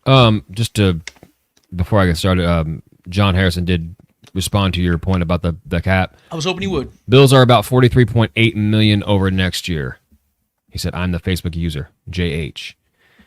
As far as this game goes, man, I mean, I've said it for weeks now on the show. Before the playoffs even started, I want the Bills. I'm glad they got to where they're at now. I'm glad that we have a chance to have a road playoff game. I kind of like the opportunity. I kind of like playing the villain. I think Mahomes loves it too. Mahomes has always been a great road performer. Anyways, statistically he's better on the road in his career than he is even at home. Yep. Because you give him any kind of edge, any kind of reason to overperform, Patrick Mahomes always rises to the occasion. Right. His worst loss in the postseason was his worst loss in the postseason. Obviously, this is his first road postseason game. As far as we could talk about that Tampa Bay Super Bowl. That was a true road game if we're all being honest right now. But he's struggling. I mean, we lost to the Bengals at home, in an AFC Championship game that we shouldn't have lost. He remembers those performances, those lackluster performances of his. So this is a game where if I have two quarterbacks, the one's got to outperform the other. My money's always going to be on Patrick Mahomes because he's done it to this team twice already. He's ripped the hearts out of this team twice already. And this version of this Bills team is probably the worst that we were going to face as far as the two times we did it before. They were probably better and more healthy at those moments. Gabe Davis was the reason that game was so close. He had 4 touchdowns in that game? Right. Unbelievable. He's not even out there. He's not going to be out there for this game. I've been hearing about, we've got players in the Bills talking about, Patrick Mahomes has never played here when our fan base is at full effect. Do you guys not know where he plays? Right. At home? Right. Granted, I know that the boos aren't coming after him, but you don't think we're used to noise, bro? Like, what are you talking about, man? Like, what are we doing here? I get it. The noise will be on our end when we have the ball, but I mean, you don't think Patrick Mahomes is used to the rowdiness of crowds and being on the road? Like, he's always performed well on the road. He's always had his silent counts and all these things ready, prepared. Patrick Mahomes sees things coming. We've seen it just last week.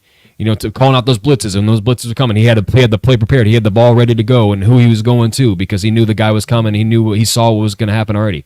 Patrick Mahomes continues to evolve before our eyes. Yeah, it's been a down year offensively because we dealt with drops all year. We've had Travis Kelce had 3 drops last week and we still dominated. You know what I mean? Yep. And one of those drops probably should have been a touchdown. So you don't think Travis Kelce is going to be up for this game and want to, re-up this and overcome that lackluster performance for him and to his standards? And what Rashee Rice is doing for this offense, man, is got to be. I think that's the thing that we're not talking about enough. Thank you. What he's going to do to that secondary. I mean, my God, that secondary does not have the horses to stop this man after he catches the ball. And Andy Reid. The timing could be more perfect because we're finding ways to get this kid in space more and more, and it's probably a lot because he's starting to pick up the offense more and more because the reps and just time, what it takes, and to pick up this offense as a rookie receiver. But what this kid is doing, how he runs with the ball in his hands, he runs like a freaking running back.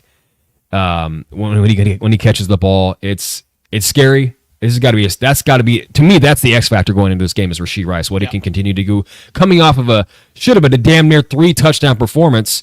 That one he got tackled short, and then the one that got called back off of honestly a terrible call, block in the back. He could have had a way bigger day. 130 yards receiving. I mean, this kid is scary, man. I'm glad we're not facing him. What he does in this offense and what he's been able to do, especially at getting dropping a couple guys. Kadarius Toney is obviously now out on this game. He's been declared out. Sky Moore is out. Automatic W. Yes, I mean, listen.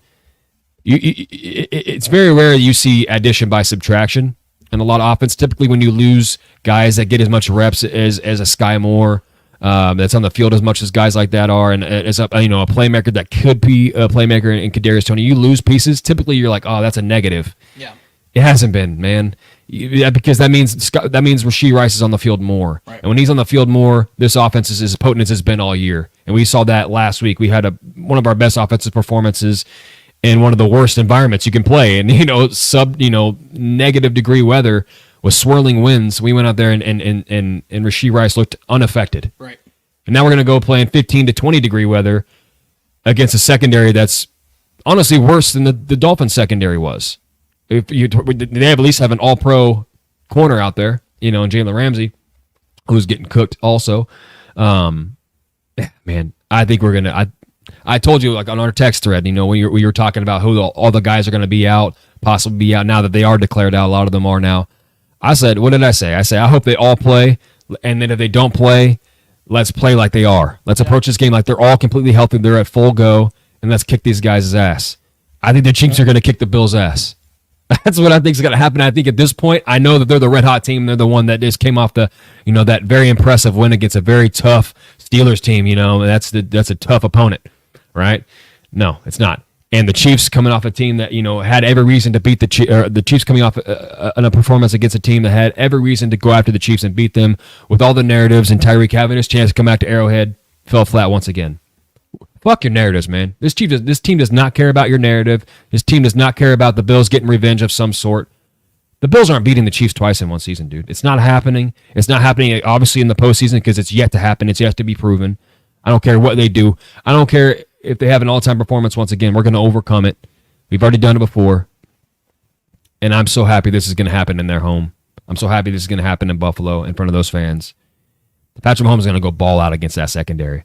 Rashee Rice is going to have another big performance. Kelsey's going to do what he does. I think Kelsey's going to score in this game. I think he has to. I don't think they have the dogs to slow Kelsey down in any way. He typically has big games against this team.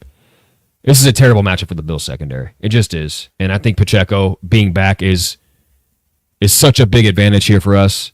And if we slow down that, I know the Bills have been running a lot of 2 tight end sets, And I see that, and they have to, because Stephon Diggs has been banged up, and he's going to be banged up going into this game.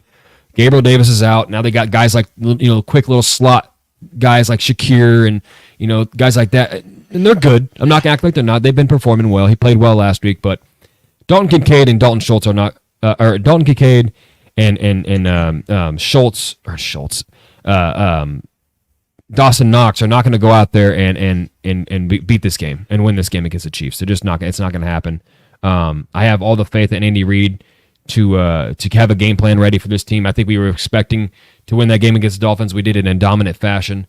I think that dominant fashion continues into this week, and I think our defense comes out there and just puts a whooping on that offense and Josh Allen and them boys. So I had the Chiefs winning a dominant game as well. I think we win by double digits. I think we put up north of 30, man. Okay, good. I had us doing it last week. I had us scoring 28 points last week. Because with all the injuries in that Dolphins defense, I still had respect for them. They still, and the climate obviously was tough. This is personal for the Chiefs. Shit talk continues from the Bills side for some reason, as if they've won anything of note. They beat us in the regular season. Cool, they've done that numerous years, and they always lose when it matters. So I expect the Chiefs to get up for this game. I expect a big time performance for Patrick Mahomes and Rashee Rice once again. I don't think they have the guys that can stop that duo right now, the Rice Patty, if you will. I think it's too much, and I think Kelsey's going to be an X factor, and having Pacheco just running angry again is just going to be too much for that Bills defense. And I expect our defense to do what they continue to do and hold teams under 21 points, and I expect that to happen again. I think we win 33-20. I like that. I think we win by 13 points. I will say this to add to your point about this whole factor.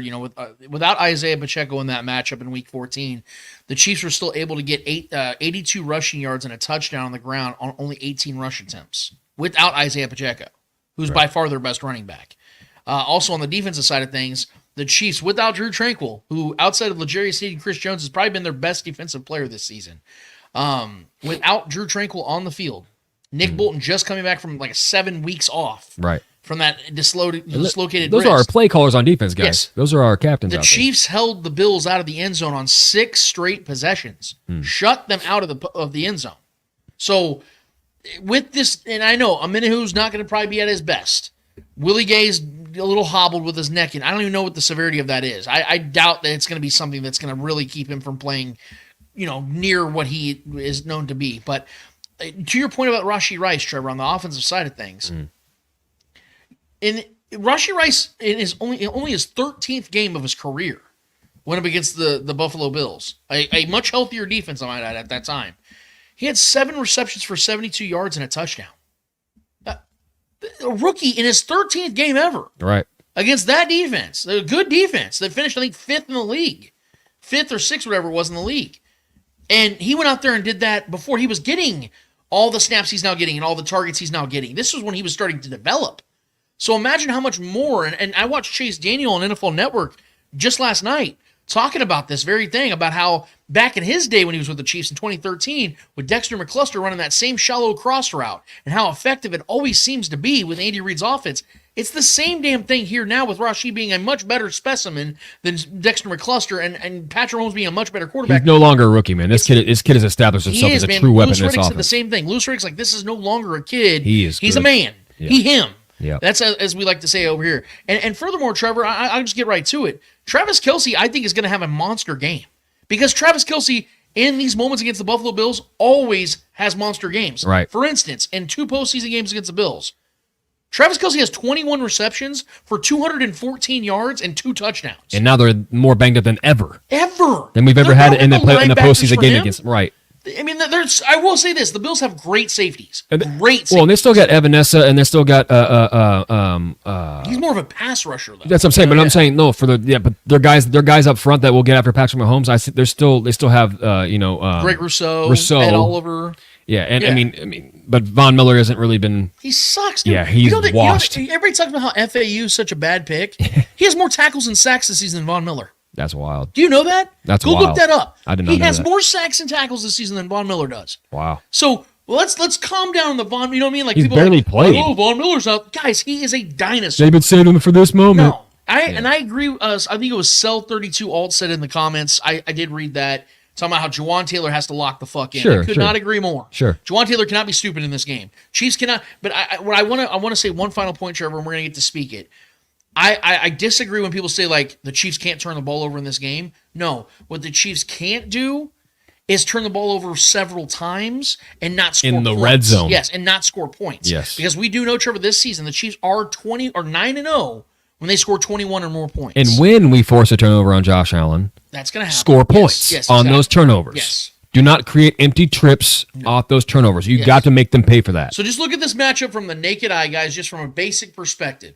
Who's got the coaching advantage? The Chiefs. Who's got the quarterback advantage? The Chiefs. Who's got the running back advantage? I love James Cook, but I like Isaiah Pacheco better. I would take the Chiefs. Sure. Who's got the tight end advantage? I understand that Dalton Kincaid looks like a stud in the making, and Dawson Knox is fine. He actually hasn't had a very good season this year, and he's missed a lot of time. Yeah. I'm giving that to the Chiefs because they have the greatest of all time.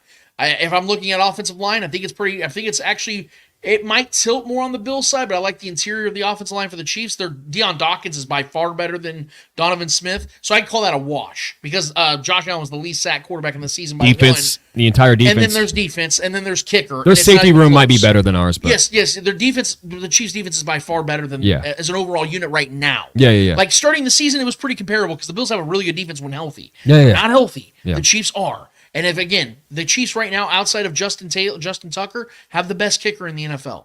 And I'm going to take him over anybody right now in the playoffs, including Justin Tucker. If I had to get a clutch kick from anybody, any kicker right now left in the playoffs, it's Harrison Butker. Yeah. So the Chiefs have so many advantages. I mean, you just look at that and go down the line. I don't give a shit about home field. Obviously, I'm picking 4 road teams this week. And I'm confident in every single one of those picks, and none more than this one, because this is the team that has done it more than anybody. The Chiefs have 12 playoff wins since 2018. The closest is the Rams with 7. Like, this is the team that's been doing it. And it doesn't matter, and I know people say, like, well, this is the first road game for Patrick Mahomes in the postseason. No, it's not. Well, this is the best time to pick road games, I think, too, because all the teams that have the home field advantage right now are teams that haven't proven to be dominant home teams in the postseason. But I have to, great point. Ravens, but I have Detroit, to clarify this, guys. Patrick Mahomes literally played a road playoff game in the Super Bowl. Right. We lost, but yes, I mean, but I'm saying that he has the experience of playing on the road in the postseason. He literally played in Tampa Bay against the Buccaneers. In any other context, that'd be considered what? A road game. In the regular season, in a postseason game, why is it different than the Super Bowl? It's a neutral site. No, it's not. It is literally a home game for the Buccaneers. Yeah. They stayed in their own beds, drove to the stadium. That's called a home game. Home fans were, had the advantage getting tickets. That's called a home game. Sure. So Patrick Mahomes has played in a home game. You don't even get mad at me. Go get mad at Mitch Holthus, who's the one that brought this up. The biggest, it's the biggest of a road game than postseason. It was the Super Bowl on the road, right? And then you're visiting the home. Yeah, that was the epitome of a road game. And one more thing, Trevor. I keep saying one more thing, but hear me out. When you brought this up about the home field thing for the Bills and all this stuff, and Ravens how Deion too. Dawkins is saying good luck and all this shit. Right. Why is it that we think, because Josh Allen has been able to handle the crowd noise at Arrowhead, why is it we don't think Patrick Mahomes can? Right. You're really going to tell me that? Because we all know that Josh Allen in the bright lights, oftentimes he'll choke or he'll make a really bad decision. How many times have we seen Patrick Mahomes do that? Yeah. Never. As if 20,000+ Chiefs fans aren't going to be there either. Exactly. Like, you know what I mean? Like, these Chiefs fans are going to infiltrate, bro. When Freiermuth was getting catches last week with the Steelers, the whole you heard Steeler fans. Chiefs fans are going to travel too. But to the point, even if there was 100% Bills fans, right? Even if they're going to throw snowballs like the pussies they can be, that is still something that is not going to shake Patrick Mahomes, because this is something he actually is looking forward to. He talked about it. He goes, I've been waiting my whole life. I'm excited, man. He likes the villain role, bro. He's been waiting for this. You know what I mean? Like, this is it. He wants exactly villain role. Like, you know what I think it is too? I think it's a character thing with Patrick Mahomes too, because he's seen as like this nice family man, never says anything controversial, which is why the ref debacle was so crazy in the Bills game this season, which is like, oh, like Patrick Mahomes, is he losing it? Blah blah blah. Right, guys. Patrick Mahomes is a fucking savage. Yes. I think we all have kind of gotten a glimpse of the last couple of seasons of like when his mic'd up moments. We kind of start to see it more and more. But Patrick Mahomes loves these he's a savage. He loves these he wants to be the villain. Yes. Because he's always been this nice guy. This is his moment to kind of channel that alter ego on the field. You woke up the wrong motherfucker, that kind of stuff. That's Patrick Mahomes, bro. He ended Tyreek Hill's season. Yes. He will end Josh Allen's season. Yeah. And then he could potentially be the guy that keeps Lamar Jackson or CJ Stroud, that next budding superstar, from getting to a Super Bowl. And then he could face a Green Bay Packers or a 49ers team or a Lions team, one of these like beloved teams. Yeah. And in there, so he could be the villain. Because we already know, dude, outside of Kansas City, a lot of people hate Patrick Mahomes. Everybody respects him. Yeah. But a lot of people are starting to really hate him. He could really enter that Tom Brady-esque area where everybody's starting to hate the fact that every damn year this dude is competing for Super Bowls, and we're so sick of seeing Patrick Mahomes at the top. But that's the kind of man thrived he is. being the villain. Yes. He thrived on that Patrick shit. can start leaning into that shit a little bit. And I like it, man. It was a little bit easier for Brady because he already had like the grimace of Bill Belichick and this dark empire. It's a little bit more friendly and lively here in Kansas City with Andy Reid, but it still can be viewed that way. And I welcome it gladly, man, because we've seen LeBron James have to do it. Michael Jordan did it because not everybody loved Michael in the 90s. People forget that. Yeah. There was a lot of people who actually hated Michael Jordan. A lot of people. Yeah. Patrick could become one of those kind of guys. Especially his peers. His peers very fucking hated Michael. Yeah, bro. man. So that's where we see things. I'm really excited to hear from you guys as far as where you guys see this game going, where you see all these games going. So go ahead and throw that in the list. Throw that in the comments right now. Because, Trevor, we need to get to the people, man. It's time for Speak It. What's going on in the chat today, man? All right, so off the top rope, I'm going to go to our guy Enrique on YouTube. Let's see, get it up here. For your question segment, if the Bills double team Kelce and Rice, who will show up? Hardman? He executed badly, but was a threat against Miami nevertheless.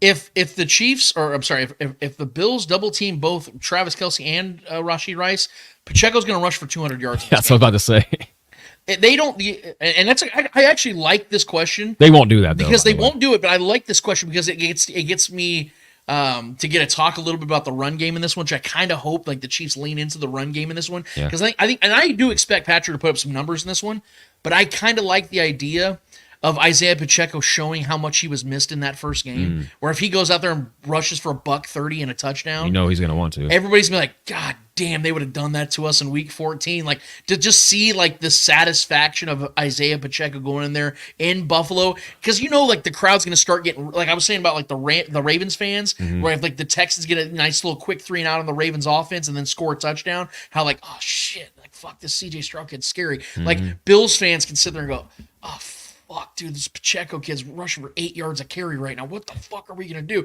Patrick hasn't even gotten hot yet. This kid's moving the ball like. We've seen him do the Super Bowl. We've seen him do the Super Bowl's rookie year. Because we know, dude. No surprise to us. When the run game is killing it. Yeah. When the run game's killing it, this offense opens up, dude. Well, and I was gonna say too, don't forget about Patrick Mahomes' legs. That's what I'm saying. Yes. Because playoff Pat, we all know what playoff Pat does. He unleashes them legs, but and that boy scoots. Pepto don't stop his runs. Yeah, you know what I'm saying? Yeah, you can't clog that up. So I mean, if they're doubling, if they're trying to, especially on the same plays, they're trying to double. I mean, if they take turns to who they're going to double, fine, whatever. But if they're dedicating that much manpower to those two guys, Patrick's going to run his ass off too. Yeah. And Pacheco's going to run his ass off. Clyde's going to get something to eat. And you know how I'm the guy that hates seeing Patrick in the open field because I don't want to see him ever get hit. Some of his best plays in the playoffs. I'm like, dude, run, motherfucker, run. You already know. He's going to have a 20-yard run at some point in that game. You already know it's going to happen. On like a 3rd and 15, he's going to run for 20. That's going to happen. So yeah, I hope they try to double Kelce and try to double Rashee Rice. But like I said before in my preview to this game, they don't have the horses, man. Right. They've never had the horses to stop Kelce. It's never happened. Even with Matt Milano. You think they're going to find something now? Yeah, even with Matt Milano. They're not going to find something now, bro. Yeah, even with any of those guys, bro. That's smoked Matt Milano in the 2021 divisional. Right, one of the better coverage guys at his position, bro, no doubt. Next one is from our guy, Dustin Orton. Welcome to the show. I'm not sure if I've seen you on here. On YouTube. For Speak It, CJ Stroud is getting a lot of attention. I feel it parallels the hype Mahomes got his first season. Do you think he develops and is one of the top QBs in this league under Mahomes, though? LOL. Without question. Yeah. I know maybe you didn't catch the earlier part of the show. I know I kind of just said it quickly when I was talking about the Ravens and Texans matchup. He is the most impressive quarterback I've ever seen in a rookie season. Ever. I've never seen. We didn't see Patrick in his first season, which I hate to this day, and I'll forever hate it. I wish Patrick would have started his rookie season because I think we would saw a guy throw for 45 touchdowns that year. Right. But CJ Stroud, to his defense, I've never seen it before, man. Where he, from day one, you're just like, God, this kid's got it. And I was wrong. I did not expect him to be a star quarterback in this league. He is, without question, in my opinion, right now. There are not 5 better quarterbacks than C.J. Stroud right now. There are not. I will not accept a list of 5 guys over him. You might go by reputation. Yeah. When it comes to ability and what he's put on film, and what he's already there's done, nobody better. There's not 5 names better than him. Yeah, and he just went and just deep pants the Browns without his number 1 receiver in Tank Dell, who's been his best receiver. Ease, dude. Crazy. He had 240 yards and 2 touchdowns in the first half against that Browns defense. It's so crazy, man. Nuts. Without Tank Dell, like you said, dude. Yeah, Tank Dell is a menace. That kid is so good. Oh, imagine what they'd be doing with Tank. Yeah. Like, it's insane to think about. Yeah, and Noah Brown went down like the first quarter, too, never returned, and he had Bobby Trees and Nico Collins, who Nico Collins is a stud, but he's unlocked Nico Collins. Collins Schultz. Dalton Schultz for sure. But yeah, man, CJ Stroud era has now begun, and the kid is the real deal, and I would take him over Justin Herbert. Yes. Next question from Nicholas on X. With Gabe Davis out and Diggs being locked down, you think this game comes down to stopping James Cook? No, because I don't think it matters. Dude, I know I've said this in earlier shows and on Twitter and things of that nature. When it comes to, I know that the Chiefs' defense's one true flaw is the run game, but not one time this season has it ever cost them a game. It has never cost them a game. The Chiefs have given up they've had bad performances against rush offenses. We've seen them give up 150 rushing yards in games. Right. We've seen them give up big chunk plays against good teams or bad teams, and they still win those games. Yeah. Because it always comes down to, are you giving up touchdowns? So James Cook, bend no break. Yeah. Dude, I'm not saying I want to see this happen, but if James Cook rushes for 105, 115 yards this week, I don't give a shit. Yeah. Because we saw this Bills team have 118 rushing yards in that first matchup, and the Chiefs should have won the game. So that's not going to be the point here. I think if we're looking at anything in this Bills offense that can really remotely worry us as far as what could change the infrastructure of the game, is what Dalton Kincaid does. Because Dalton Kincaid is becoming a guy that everybody wants to compare everybody to Travis Kelce now. But he's one of the few guys who actually can. Because he's got that athletic ability. He's got the swivel hips. He's got really good hands. He can go downfield to get big chunk plays. We saw it in the Steelers game on that seam route where Josh Allen put it on the money, wide open against Minka Fitzpatrick and guys like that. If Dalton Kincaid goes off in this game, this will be interesting to watch. Because that means that they're going to have some downfield threats. And that opens up things for Josh Allen. That opens up things for James Cook in the run game. And that's when it becomes dangerous. So those are the guys I'm looking at the most, because I'm not afraid of Stephon Diggs in this game. He's not shown me any reason to be afraid of him, because honestly, since week 5, 6 this season, Rashee Rice has been the better receiver. Yeah. So I think the Chiefs have the best receiver in this matchup, to be honest with you, as crazy as that sounds. As far as what's been going on this season, I think Dalton Kincaid could be that X factor, though, for the Bills. Devon Achane and Raheem Mostert, you'd say those guys are both better than James Cook, without correct? question. We shut their asses down last week. Yes. And we knew they were going to run the ball. And we knew they were. And we already had a game where James Cook absolutely dominated us. So it was basically the reason they beat us offensively on their end. That's not going to happen again. But wasn't it a catch? It was mostly through the passing game. And Yeah. James Cook he's deadly with the ball in his hands. I'll give him it. Yeah. He's got speed. He's very elusive, deadly. But I'm not afraid. I do think we do stifle the running game. More so Josh Allen's running abilities too. I think we got to really make sure that we keep that under wraps more than James Cook, honestly, because the plays where Josh Allen runs and we have great coverage downfield, but he just happens to beat us with his legs, those are the killers. Yeah. Those are the ones that suck. 3rd and longs, our coverage is pristine downfield, but he just breaks free. He breaks free and beats our linebackers on the edge and gets the first down with his legs. Those are the ones that suck. I'm not worried about James Cook running all over us. I don't think that's going to happen. The dump offs are more worrisome, getting him in space and letting him eat through the passing game. That's where he got us last time. But our performance against Raheem Mostert and Devon Achane, 2 absolute explosive playmakers, 2 of the fastest duo in the running back in any running back room in the NFL. Guys who have dominated all year. I mean, fucking Raheem Mostert has 22 touchdowns this year. Insane. He tied Christian McCaffrey with touchdowns this year. That's insane, guys. He didn't do a damn thing against us. Right, granted, he was a little bit banged up, but Devon Achane, a guy who's a home run hitter, didn't do a damn thing against us. So I'm not afraid of James Cook, if I'm being real with you. And one more point to point that out when it comes to great running offenses like the Dolphins. You saw in Germany, they rushed for like 140 yards. Yeah. And they lost. That's what I'm saying. Matter. It had 14 points. Exactly. So, but I do want to see us stop the run, though. I do want to see us stop the running of Josh Allen and James Cook, because if you force Josh Allen to be strictly a passer, force this offense to be one-dimensional when they're without Gabe Davis, their true downfield threat, and double up on Diggs, and who hasn't done much and is banged up in his own right. It's gonna be a long day for that Bills offense, man. Yeah. So stopping that run is an important thing, and I think we'll do a great job at it. Real quick, I wanted to point it out. I saw a comment on here. We put it up there. Brittany Twidwell, who got Lance that badass hat, though. Shout out to my sister-in-law, Brittany. Christmas gift. It was the Secret Santa stuff. I asked for some stogies. I'm like, you know what? I'm not a big gift guy. Like, I don't care. Like, you don't have to get me anything. And then I unwrap the present, and I see this badass. If you guys haven't looked at it yet, I'll try to give you an up-close look at it. I've never seen this hat before, and I was so happy because I'm a hat guy. I try to protect the Chrome Dome, if you will. And my sis Brittany knew that, so shout out to my sister Brittany Twidwell for that. Brian, I do not rent hats from you, damn it. Quit lying on my name. My sister got me this hat. Appreciate you. Are fake news. Love you, sis. Thank you for the hat. Shout out to her. Shout out, Britt. Thanks for watching, by the way. Yeah. Tune in. But yeah, it's a dope hat. I'm a little jealous.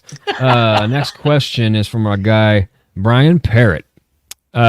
Is it better to put Snead on Diggs or the healthy kid? I think is he referring to the other healthy receiver? Is talking about Shakir?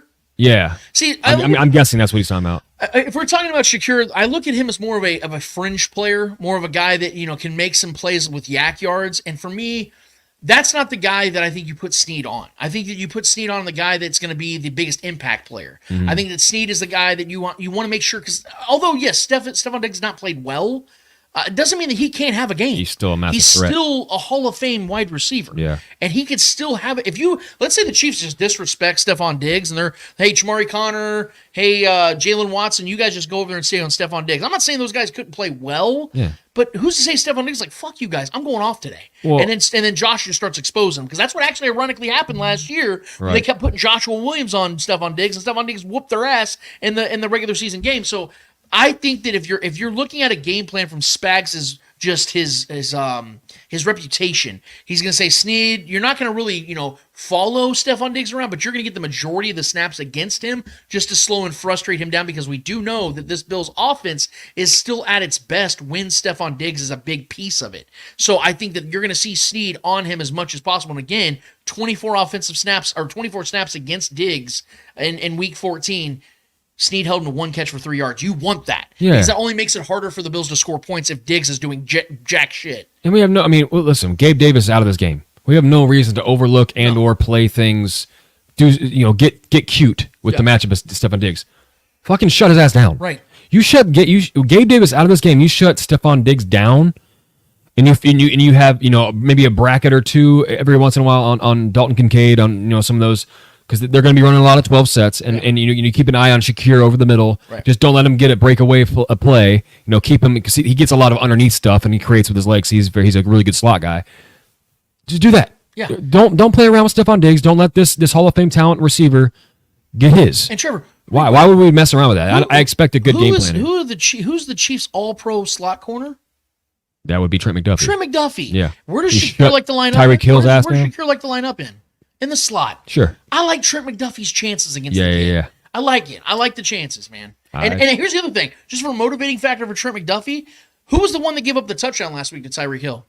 Trent McDuffie. Trent McDuffie. You know that boils, because he said it in the press conference. He goes, if I didn't give up that play, we shut out the Dolphins. Yep. So he's been all week just like, fuck, I'm not letting nobody touch the ball this week. Yeah. I can see Trent McDuffie having a huge game this week. Hell yeah, man. Especially on the road, just the juice, man. Everything, going there and being the villain, getting booed.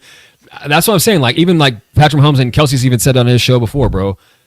A lot of times, I would say most of the time, I think he said most of the time, or he prefers the boos more than the cheers. Because nothing hypes you up. You feel like you have something to prove. What did Pat Sr. say on this show 2 years ago? Yeah. He said that Patrick Mahomes, his son, is more fueled by losses. He hates the feeling of losing more than he loves the feeling of winning. Yeah, man. So I think that's the true nature of a true competitor. The negatives are what gets him thriving, dude. Yeah. And Pat, we've seen Patrick like stuff on Twitter when people have talked shit on him and his teammates. Like, well, his boy, his boy Bobby Stroop is out there showing him everything he's retweeting, bro. Well, hopefully Bobby's showing him the pictures that I take, because Bobby loves copying and pasting my shit. I know. I've seen it too. Love you, Bob. Shout out Bobby, man. But I'm right. Bobby's a savage. You'll love that guy. Okay, Brian Parrott, next question. Will Trink get some Kincaid stopping snaps? Of course. Yeah, you know he's going to be on those tight ends here and there, man. And he's an incredible coverage linebacker, so you know he's going to be out there. That's what I'm saying. The X factor of Tranquil being in this game, we didn't see that in Week 14. He was not there, and we know how much of an impact Tranquil has had in just general on this defense, but more so on the passing game. That's why the Chiefs brought him in, because they knew Nick Bolton, as great of a tackler as he is, and he's awesome at tackling guys in open field, up the middle, things like that. Guys, Nick Bolton's not very good in pass protection, and they knew they needed to bring in a veteran that is really good at that position, and that is why Tranquil's been such a massive and pivotal figure for this defense. And now you're getting that guy back in this matchup. I couldn't be more excited about Tranquil. In fact, Tranquil might be the guy that makes the biggest plays in this game, because we've seen him do it on a number of occasions this season. Man had 78 tackles this season, and 7 of those were for loss. Yeah, and his absence was glaring last weekend, especially against James Cook in the passing game. He's gonna stifle some of that. Trust me. Next one from our guy Brian Parrott as well. How big an advantage is our between the guards running style against the Bills' soft underbelly? Massive, dude. Joe Tooney, Creed Humphrey, and Trey Pancake Papa Smith. You can't find a better trifecta in the middle of an offensive line outside of maybe the Eagles. Pacheco hitting that hole, bro. I'm telling you. Pacheco's really becoming a player of his own, man, where he looks like he's really picking up on understanding gaps. Because before, he was just the Tasmanian devil, just run as fast as I can and hope for 5, 6, 7 yards. Try to beat him on the edge. Now he gets it. He's been running up the... And I love that somebody tweeted it out. SportsCenter shared the tweet. They said... Pacheco looks like a guy that's looks like a kid who's trying on new shoes for the first, like trying to break in new shoes, just like stomping, like fuck, dude. So like I think the aggressiveness is going to be there, but I think Pacheco's starting to find that fine line of like being ultra aggressive, but also like waiting for the pocket, waiting for that opening, and then attacking the hole. And I think that's what Pacheco you're going to see in this one, because to that point, yes. The Bills can get to quarterbacks. I think they were one of the top 2 teams in sacks this year. I do believe, though, that you've seen offenses like last week, Najee Harris, Jalen Warren, guys that are at the level of Isaiah Pacheco, find some real openings, man. Find some real creases. And once they did, they hit them, and you saw them get 10, 12, 13 yards. I think that the Pacheco will reign supreme this week, man. I think he's going to have himself a nice game. Yeah, Isaiah got 23 rushes last week. I would love to see 20 plus again. Exactly. That's a good formula for us winning. That just opens up the play action for Pat, opens up deep shots downfield. It opens up obviously the plays for Rashee Rice to get in space. So run the fucking ball, baby. I'm all about it. Next one from our guy Dustin Orton on YouTube. Speak it. We all want to keep Jones, but if he is gone, what do you think is the best outcome for us? Well, I don't really want to talk about this too much right now because of Pandora's box. Because the fact the question is asked, I will respect it. Look, I'm very much still on the side of paying 95. I think when it comes to the best outcome for us, the best outcome without question is if in the scenario that you can't keep Chris Jones, is that you find a team that's willing to trade for him and to give you a top 15, 20 pick. Yeah. I don't think that's realistic, because I don't think anybody's going to go out there and give up a top 15, 20 pick for a 30-year-old pass rusher and then have to pay him, because that's not even the Bears would do that probably. Yeah, I don't think that's going to happen. I don't think it's going to happen, which is why I think that the best outcome, guys, is the Chiefs and Chris Jones come to an agreement, sign a 3-year extension, pay him $23, $24, $25 million a year. And I know you guys are sitting there saying, oh, you don't want to pay him that kind of money at his age. Guys, I promise you, Chris Jones is not one of those guys that's just going to fall off a cliff. He has been one of the best interior pass rushers we've ever seen. This guy is top 5 in look, the Chiefs have struggled at quarterback, which is why they didn't have a ton of playoff success before Patrick Mahomes. But one thing the Chiefs have done really good is drafting and signing interior and exterior defensive linemen. Yeah, you don't have multiple 10-plus sack seasons at the nose tackle position. He's led the Chiefs in sacks 5 times. Yeah, at the nose tackle position. This is a guy, guys, that averages. So take out his rookie season, which he did jack shit. He had 2 sacks. From his sophomore season to right now, this man is averaging over 10.5 sacks a season. From an interior defensive lineman, this man's getting double teamed 73% of the time. Leads the league the back-to-back years in double team and win rate. So you want that guy around, because if you don't have him around, you're talking about opening up a hole the size of the fucking Grand Canyon for this defense. And Brett Veach has never had to deal with that before. Brett Veach has had the luxury of building a cheap defense around who? Chris Jones.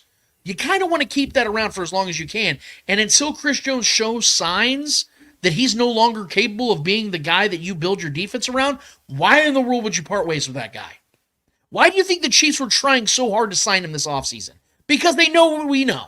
Right. And that's that Chris Jones is invaluable. You can't put a price tag on it. And if I'm not wrong, Trevor, I saw Brian Parrott say in the comments a little bit ago that Chris Jones has been just as paramount of a piece as anybody on this team of winning Super Bowls. I 100% agree with that. Obviously, Patrick Mahomes is at the top. But when it comes to anybody else, he's on the same line as Travis Kelce. Because, guys, he has been a difference maker in the biggest moments in games. Even when they gave up 35 points to the Eagles, how many times do you see Chris Jones make big plays in the backfield, disrupting plays, getting to Jalen Hurts, who's one of the most mobile quarterbacks in the league? And even outside of the Super Bowl, we saw several times where Chris Jones was getting the play of the game against Joe Burrow in the AFC Championship was what? Him getting his redemption, him getting his revenge, and getting that sack with a minute and a half left in the fourth quarter where the Bengals had to punt the ball away. It's Chris Jones, baby. The best outcome is getting him signed, getting him here for the next 3 years. I agree. Next one, let's get through some of these. Next one, Marilee Trahan. I'm not sure if I said that right. Welcome to the chat. It's on Facebook. How many sacks will the Chiefs have against Allen? I say 5. Woo! Let's go. Marilee. Bringing the heat. Maryland, Jesus. Bringing the Merrill heat. Yeah. Marijuana. I like that, dude. I'm liking that. I'm not going to say 5. I like your take, though. I like your optimism. Yeah. I'm going to say that the Chiefs get him 2 times. I think that he's tough to sack, man. He's very tough to sack. Like I say, he's only been sacked, I think, 26 times this season. It was the lowest. Patrick had 1 more. Yeah. Than Allen. But I think 2 times would be enough. If the Chiefs can get to Allen twice, I think that's going to cause him to have to speed up his game a little bit and cause some problems. The biggest thing for me is not the sack total. For me, it's just getting pressure. If the Chiefs can get adequate pressure on Josh Allen with the 2 to 3 to 4 guys they send on a normal basis, with the stunt blitzes here and there, corner blitzes here and there that Spags likes to dial up, I think if they just get a little bit of pressure here and there and make him speed up his clock, that's what's going to be the ultimate difference maker. But if they get 5 sacks on Josh Allen in this game, we're going to blow their asses out. The Chiefs are going to blow them out. Yes. Yeah, the Chiefs. One of those will be a fumble. Because that means the Chiefs are going to get probably 12, 13 pressures. Because you usually get half as many sacks you get pressures. Yeah. So I think that if they get 12 to 13 pressures, the Chiefs win this game by 14 points. Yeah. I like it, Marilee. Keep it going. Our guy Dustin Orton on YouTube. Do you think CEH will be a factor in this game after being a freight train for Miami? I do. I'm not saying that Clyde's going to put up some staggering numbers where he's going to have 75 yards and 2 touchdowns. No. But I think that Clyde has shown us on third downs and little dump-off screens, this kid can be effective. I've been singing Clyde praises for 4 years. He was an ox out there last week. He was an ox last week, dude. And you saw that he extended drives. He does what they ask him to do. And I every time I see Clyde catch a ball, he looks like a guy that knows what he's doing with the ball, and it will make plays. It may not be the sexy plays, but it's the plays that set up the sexy plays. Right. He gets 5, 6, 7 yards, and then a big play happens with Rashee Rice. What set up that play? Yeah. Clyde doing something with his legs. So, yes, I do expect that Clyde's going to play a role, mostly because of the fact they're going to need him to, because Jerick McKinnon's gone. So you're going to have that complementary piece to Isaiah Pacheco, because although Isaiah Pacheco is going to be the main character, you still got to have your supporting cast. And I think that Clyde's going to be one of those dudes that makes some plays in this game. I do. I really do. Yeah, he's going to be like the Morgan Freeman for our offense. You know, that great supporting actor that's going to get the Oscar. Many times. I can't look at Morgan Freeman, but you know, Shawshank Redemption. Go watch it. You've seen it. Cell 32 alt. I'm not sure if what that is or what that means. If I'm saying it wrong, I probably am, most likely on YouTube. But welcome to the chat. Thank you for your comment and your contributions. When we win, do you think Sean McDermott is fired? Nope. Yeah. I think Sean McDermott was on his way to getting fired if they missed the playoffs. And the biggest and reason they won why, the division. Yeah, exactly. And the biggest reason why is that Sean McDermott has an extension where I think he's signed now through 2027 with Brandon being their GM. Remember we were laughing about that before the season started when they signed him to. I'm like, why did you do that? This is such a terrible idea. Like, I don't think that Sean McDermott's a guy that you can win a Super Bowl with. I don't think he's that great of a head coach. I think he's a good dude, or a solid motivator. He's had some really stupid things he said in the past. Solid motivational speeches for sure. Yeah, I take that back on that. Let me recant that one. He's had some really stupid things to say, but I think to his core, he's a good man. Andy Reid has spoke on his behalf many times. I like Sean McDermott. He's a good man. I just don't think he's a good head coach. Well, I want to say he's a decent head coach. I just don't think he's a great head coach. And I think more times than not, you need a great head coach to win Super Bowls. And I just don't think that having a defensive-minded head coach with a guy like Josh Allen is the right recipe. I think you need to have a little bit more of a forward-thinking head coach, a guy that's more on the progressive offensive He's side like the of Kirk things. Cousins of head coaches. Yeah, I mean that's actually kind of fair to say. Cause really good head coach. 10 wins. Yeah, but you're never when it matters most. Yeah, you're not going to win a Super Bowl with him. So I think he's like the Dak Prescott of head coaching. He's just going to be solid. He's going to keep you relevant because to his defense, man, he's made the Bills more relevant than they've been in 30 years. Absolutely. So I like Sean McDermott. I think he's always going to be more of a. I think at his best, where he's going to be at his best is as a defensive coordinator. Yeah. And he's produced some really good Bills defenses. Absolutely. For sure. Next one from Dustin Orton again on YouTube. Whose running ability worries you more, Allen or Jackson? Lamar Jackson. I would say it depends on the matchup because we've seen Lamar get shut down in some matchups from the run. If you're asking me who's more of a scary running guy, it's probably Lamar because he's not. You can't catch him. He's a 1,000-yard rusher at a quarterback position. I mean, Josh Allen though, what he does and the reason why it's so in the red zone, probably Josh Allen. 15 rushing touchdowns this year. That's what I'm saying. Yeah, most of them were at the goal line. But you can say the same thing about Jalen Hurts. I still think Lamar is the better rushing quarterback. But Jalen Hurts in the red zone. Look at this. Yeah. Travis Kelce is a big man. He's 6'5", 260 pounds. Right. Josh Allen is 6'5", 250 pounds. Yeah. So he's essentially the same. He's basically a tight end playing quarterback. That's insane to think about. So when he's running downhill, he to me is probably the scariest guy because he's so hard to tackle. Mm-hmm. But the thing about Lamar though, like I said, is that if he starts getting those feet moving, spin moves, you're done. You're toast. You might as well run one direction because you're not going to get them. Just keep running. I tried. Yeah. Josh Allen will run you over. So they're just so different. I think it's really just situationally who's scarier. Yeah. In open field, it's Lamar. If it's you got to run for a touchdown, who am I trusting? It's Josh Allen. Yeah, I just say Lamar because of the speed and the elusiveness. Because if he breaks free, you're like, oh shit, is anybody even going to catch this guy? Josh Allen's going to run at you, so you have a better chance of actually trying to get him down. And he's not like the most elusive guy. He's just big and will run at you. I prefer the guy running at me. I know it's more scary because he has the power, but Lamar is a guy that will just elude the entire defense and get all the way to the end zone and have 100 rushing yards on you before you even know it. That's a good question, though. So yeah, that's a fun question. Ruben DeCruz. Nice, he's back. What's up, Ruben? On YouTube. Do Chiefs bring Snead back, guys? Look, again, this is kind of falling in that same category of where I hope you guys are ready for these conversations once the season's over, because trust me when I say I'll have plenty of takes on this. But, I've had a lot of people ask me this in person as well, and I stand by this when I say it. I think L'Jarius Sneed is the best cover corner in the league. And I believe that, with him being, which is really cool, we didn't even mention this yet, the Chiefs are playing the Bills on L'Jarius Sneed's birthday. He'll be 27 years old. It's a wrap. He's peaking right now. This is the best version of L'Jarius because he's also playing for that next contract. Yep. Which is the reason why the Chiefs... And he got snubbed All-Pro and Pro Bowl. There's a lot of motivating factors for L'Jarius, which is why the Chiefs need to trade him. Yeah. And I know that's the Tag most unpopular opinion. Tag and trade. Yes, guys.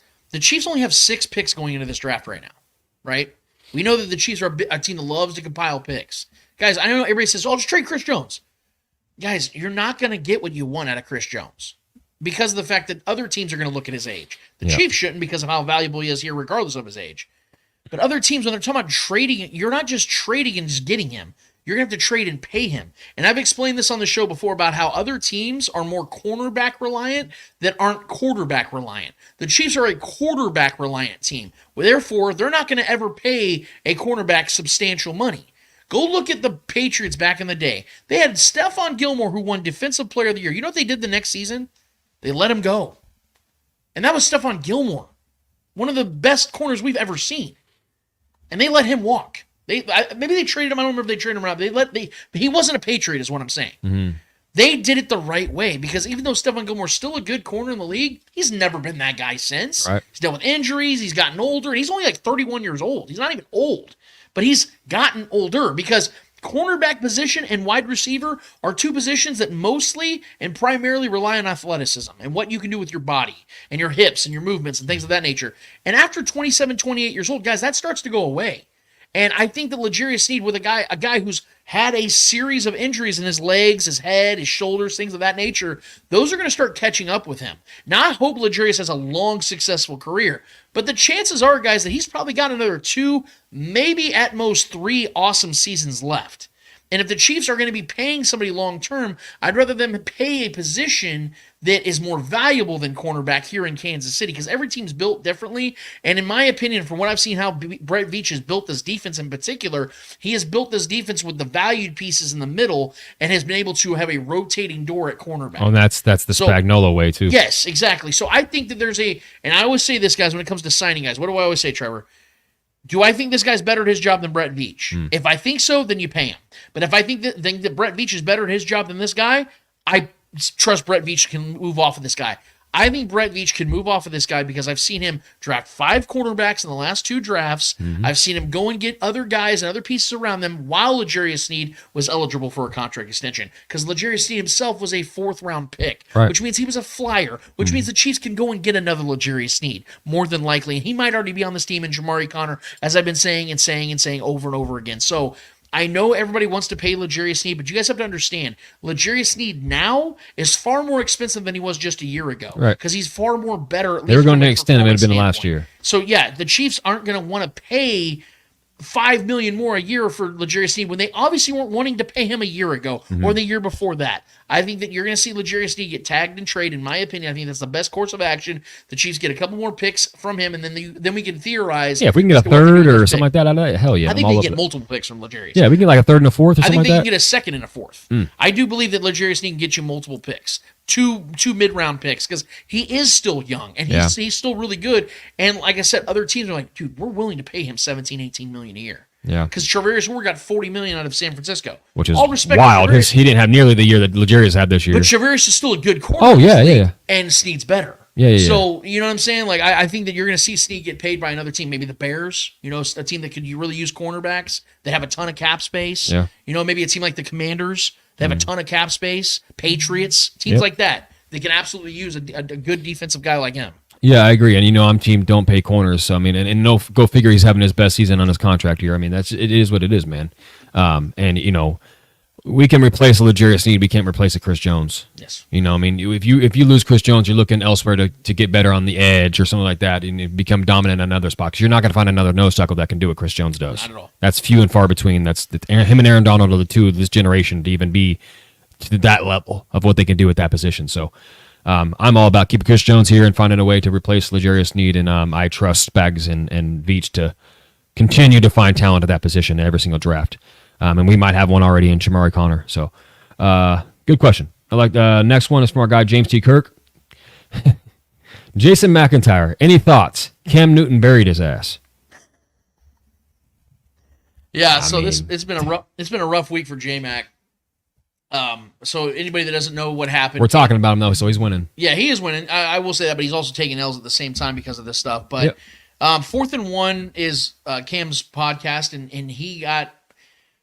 everybody knows Cam. He's polarizing already, but what's caused all this from the start was him talking about Dak Prescott and Brock Purdy and calling them game managers. And he made a great point when he said that executives don't draft for game managers. They draft for guys like Patrick Mahomes and guys like that are difference makers.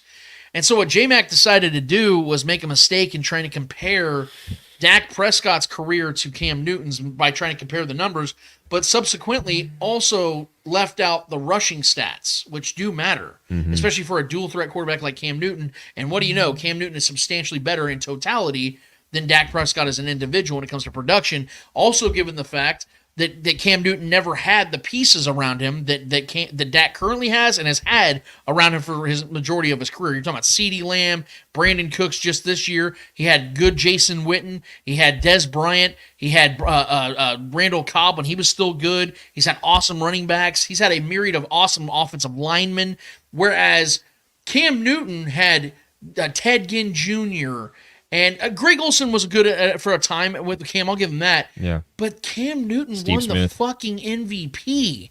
Cam Newton led his team to the Super Bowl. What has Dak Prescott done with all that talent? What he just did a week ago. So we can sit here and compare and contrast, but Cam Newton laid it all out. He's like, look, I'm not even trying to diss Dak, But don't ever try to disrespect me by saying that I'm an MVP in this league. I'm a dude that's done things that Dak's never come close to. Shit, let alone when he did in college. Right. One of the best college football players of all time, bro. Was Cam a flawed player? Yes. Did he start getting injured at the end of his career? Yes. Yeah. Did he retire prematurely based on what others' expectations were? Sure.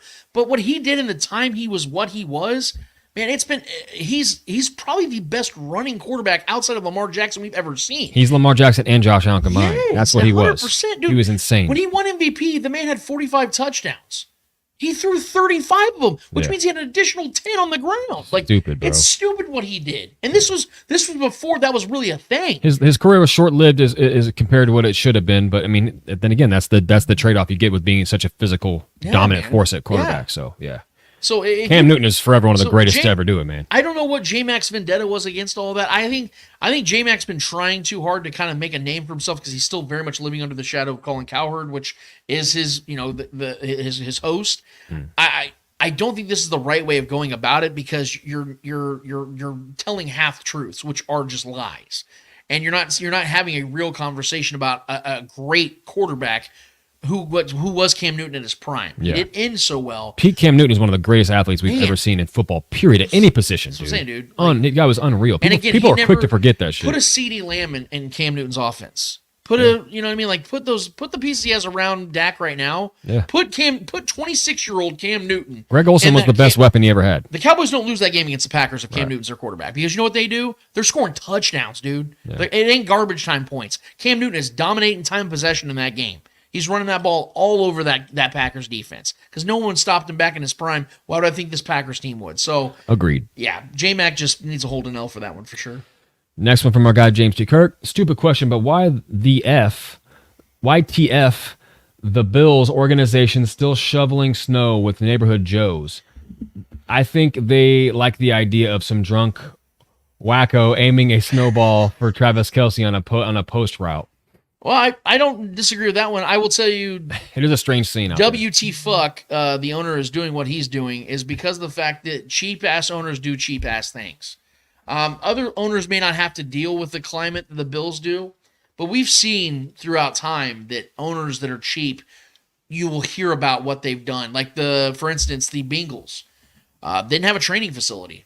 They didn't have the guys were like trading jock straps. These are real stories. You can look these all up. Didn't have training facilities. Didn't have jock straps available. They had like the little line with the conduit line with holes in it where guys would drink water. Like these are professional athletes for professional teams. TJ Houshmandzadeh has talked about this ad nauseum throughout his career about what he went through as a Bengal.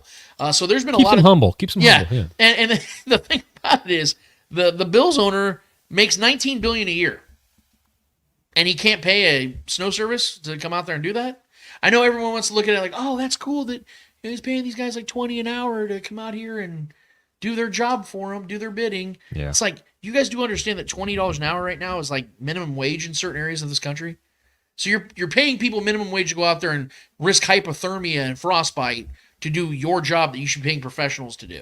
That's what cheap asses do, let man. alone So the East Coast. It's pathetic, man. I don't know how anybody else can look. I know there's Bills fans out there like, oh, we don't mind it. It's like, yeah, I know, because you guys are too close to it. You can't see. You're too deep in the weeds. You can't see the forest through the trees. You're not seeing the real problem here that you guys are peasants to this man, and he's treating you as so. He's giving you guys little crumbs and saying, here, look what I'm doing for you. Shame. When in all reality, you're doing it for them. Shame. Yeah. It's sick, man. I hate it. Last question from CEL32ALT, Cell32Alt. I'm not sure what that is, but let me know, baby. Ravens coming off 2 weeks rest could be rusty, and Texans just dropped 45 on Browns defense in Arrowhead Invitational. Arrowhead Invitational back. Well, I will say this before. Oh, it's on, baby. Let me correct something, though. The Texans offense did not drop 45 on the Browns defense. There was 2 defensive scores, so let's kind of take it easy. It wasn't like they had, they definitely went off. Don't get me wrong.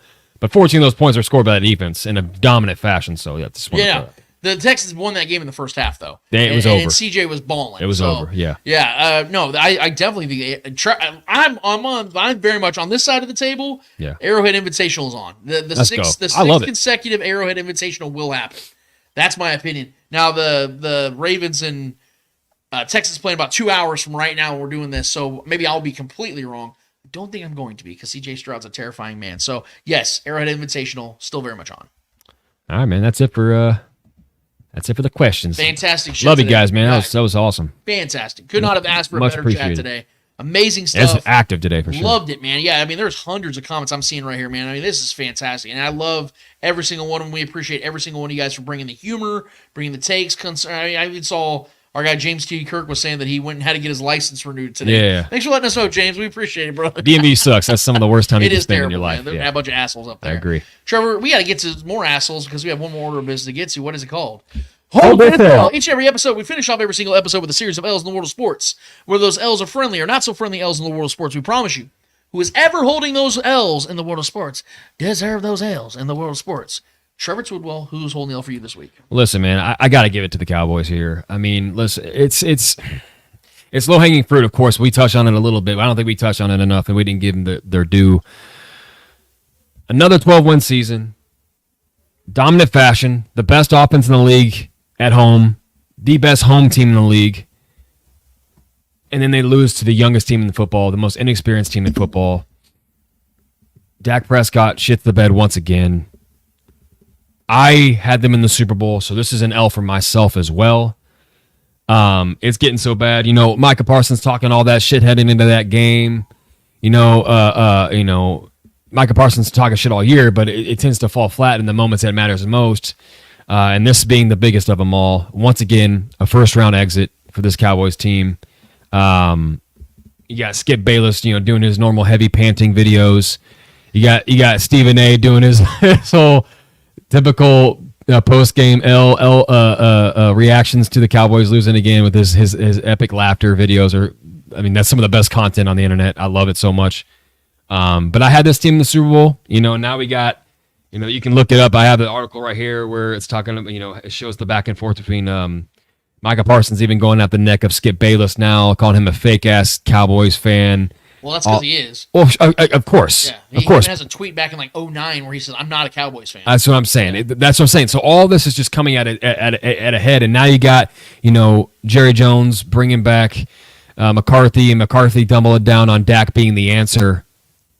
I mean, how? Right. How is it not Trey Lance time? How is that experiment not at least try to or draft in a guy to compete with Trey Lance? They cannot bring back McCarthy and Dak, right, and I think that's going to be the answer. I know the defense shit the bed as well. The whole entire team did. The defense was a no-show. Right. That was embarrassing. But it's just L's all the way around, and myself included. This is the first time I've ever bought into the Cowboys. I've always been, what do you do? I was never a Cowboys guy. I never bought in. I just felt like this was the year that they can. This is the year they can do it. Dak's, he's up for a contract extension. Contract year for him. I thought this defense was as healthy as they were heading into the healthiest they've ever been heading into the postseason. I love Micah Parsons. I love the ability he has. I thought they were gonna, just wreak havoc on that inexperienced youth of that Packers team, and couldn't have been more opposite than what I thought was gonna happen. I mean, it was crazy. They got dominated on every aspect of the game, and the game actually ended up looking closer than it was. There was a lot of garbage time points scored, a couple of late touchdowns that made it look closer than it was. There was an absolute beatdown on all facets of that game.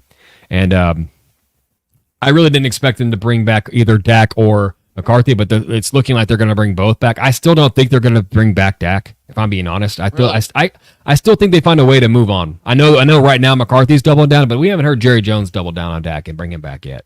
You know what I mean? So that's McCarthy's words. He wants to have the back of his quarterback because he doesn't want to say anything negative just in case they do bring back Dak. Yeah. It feels like coach speak right now. But it seems like McCarthy's safe. It seems like we want to, take those 11, 12 wins. Doesn't seem that he is. He's 100% coming back next season. That's what I'm saying. Yeah, so they've locked that in. So I'm not sold on that Dak is the guy still. I don't know. But what a wasted season for CeeDee Lamb to have a career year. Absolutely incredible. Probably the most dominant receiver. I know Tyreek had his thing, but health kind of negated some of the things down the stretch for Tyreek, and I think CeeDee Lamb was the best receiver in football this year. The guy was incredible. The number one fantasy scorer in all fantasy outlets this year as well, whatever that matters to you. Some of those people out there that do play fantasy knows if you had CeeDee Lamb on your team, It was a fun ride this year. Yeah. So, yeah, man.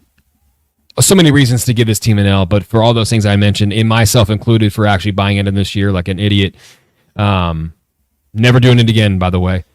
I don't care if they win. I don't care if they go undefeated next year. I'm not buying in. So for that, Dallas Cowboys, myself, Dak Prescott, Mike McCarthy, Jerry Jones, anyone attached, the fan base of the Cowboys, you're all going to catch strays right now too. So do me a favor and hold this L. First and foremost, before I get to my L, I want to say I wore the shirt on purpose today for those that can't see it under my beard.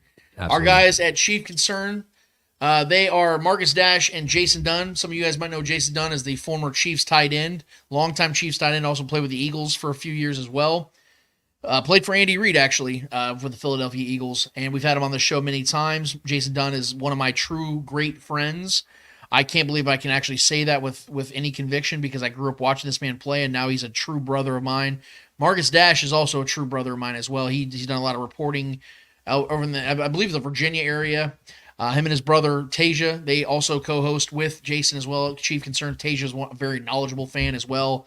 The whole Dash family just incredible, and Marcus is a genuine soul, genuine person, and I love when good things happen to good people. I love when great things happen to great people, and fortunately, both happened to good and great people this week for the Chief Concern podcast. They reached 5,000 subscribers on YouTube, and we know they've had some YouTube problems in the past because YouTube likes to be assholes for whatever reason.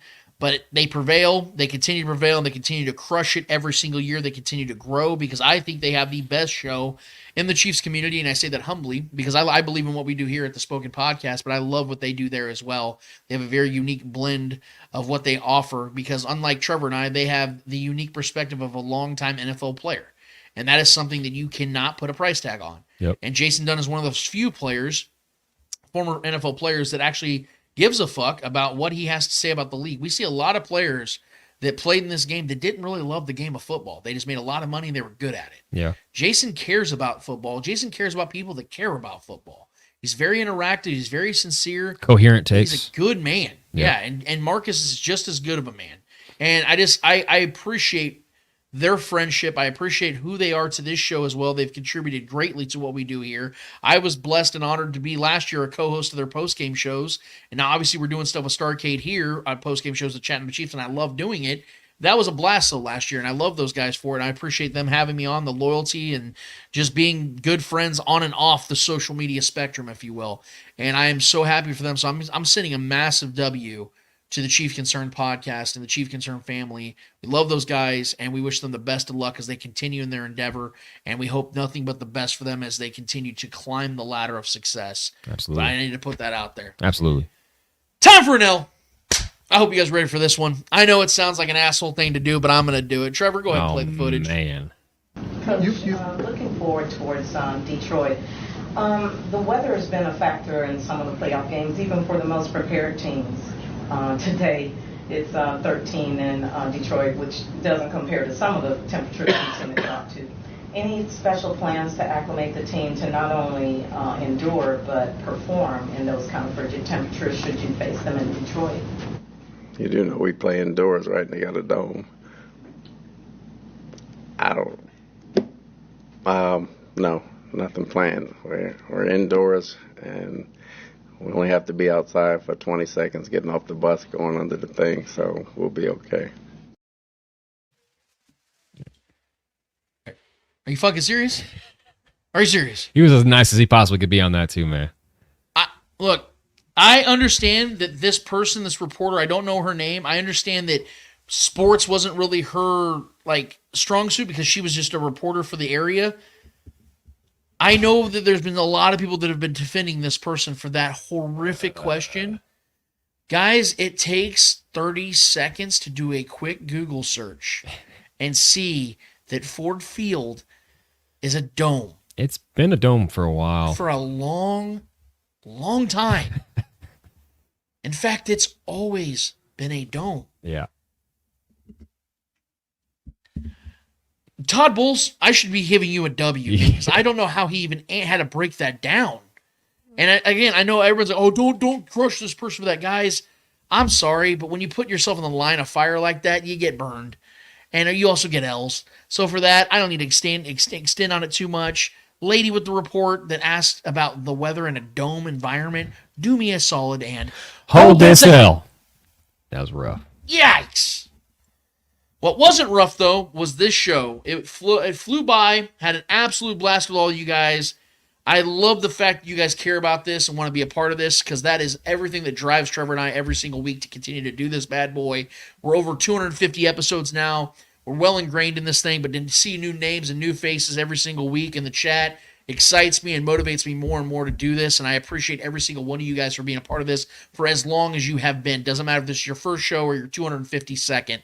Thank you so much for being loyal to this. Thank you so much for being a part of the family. I say it at the top and I say it at the bottom of every single show. If you've not already done it, head over to YouTube, get to the Spoken Podcast, hit subscribe, like, notify, and get in that chat. Keep the conversation going, because we talk about sports 24/7, guys. The show doesn't end just when the show ends, if that makes sense. We keep this bad boy rolling on Facebook, on YouTube, Twitter, everywhere that you guys want to talk with us when it comes to the world of sports. Not just Chiefs, everything. Whatever you guys want to talk about, hit us up, and we greatly appreciate your guys' time, and we look forward to this awesome divisional round. We'll see how insane I might have been or how right I might have been. We'll find out when it comes to these picks on this divisional game. But for that, and until then, until we talk about this in 1 week's time, for Trevor Twidwell, for the great Clay Windler who puts this together, for the great Starcade Media family, I'm Lance Twidwell.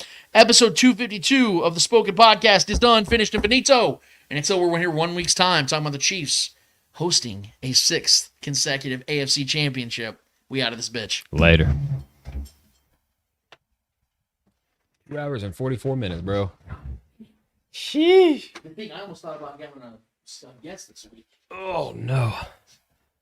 I always know these playoff shows are always longer.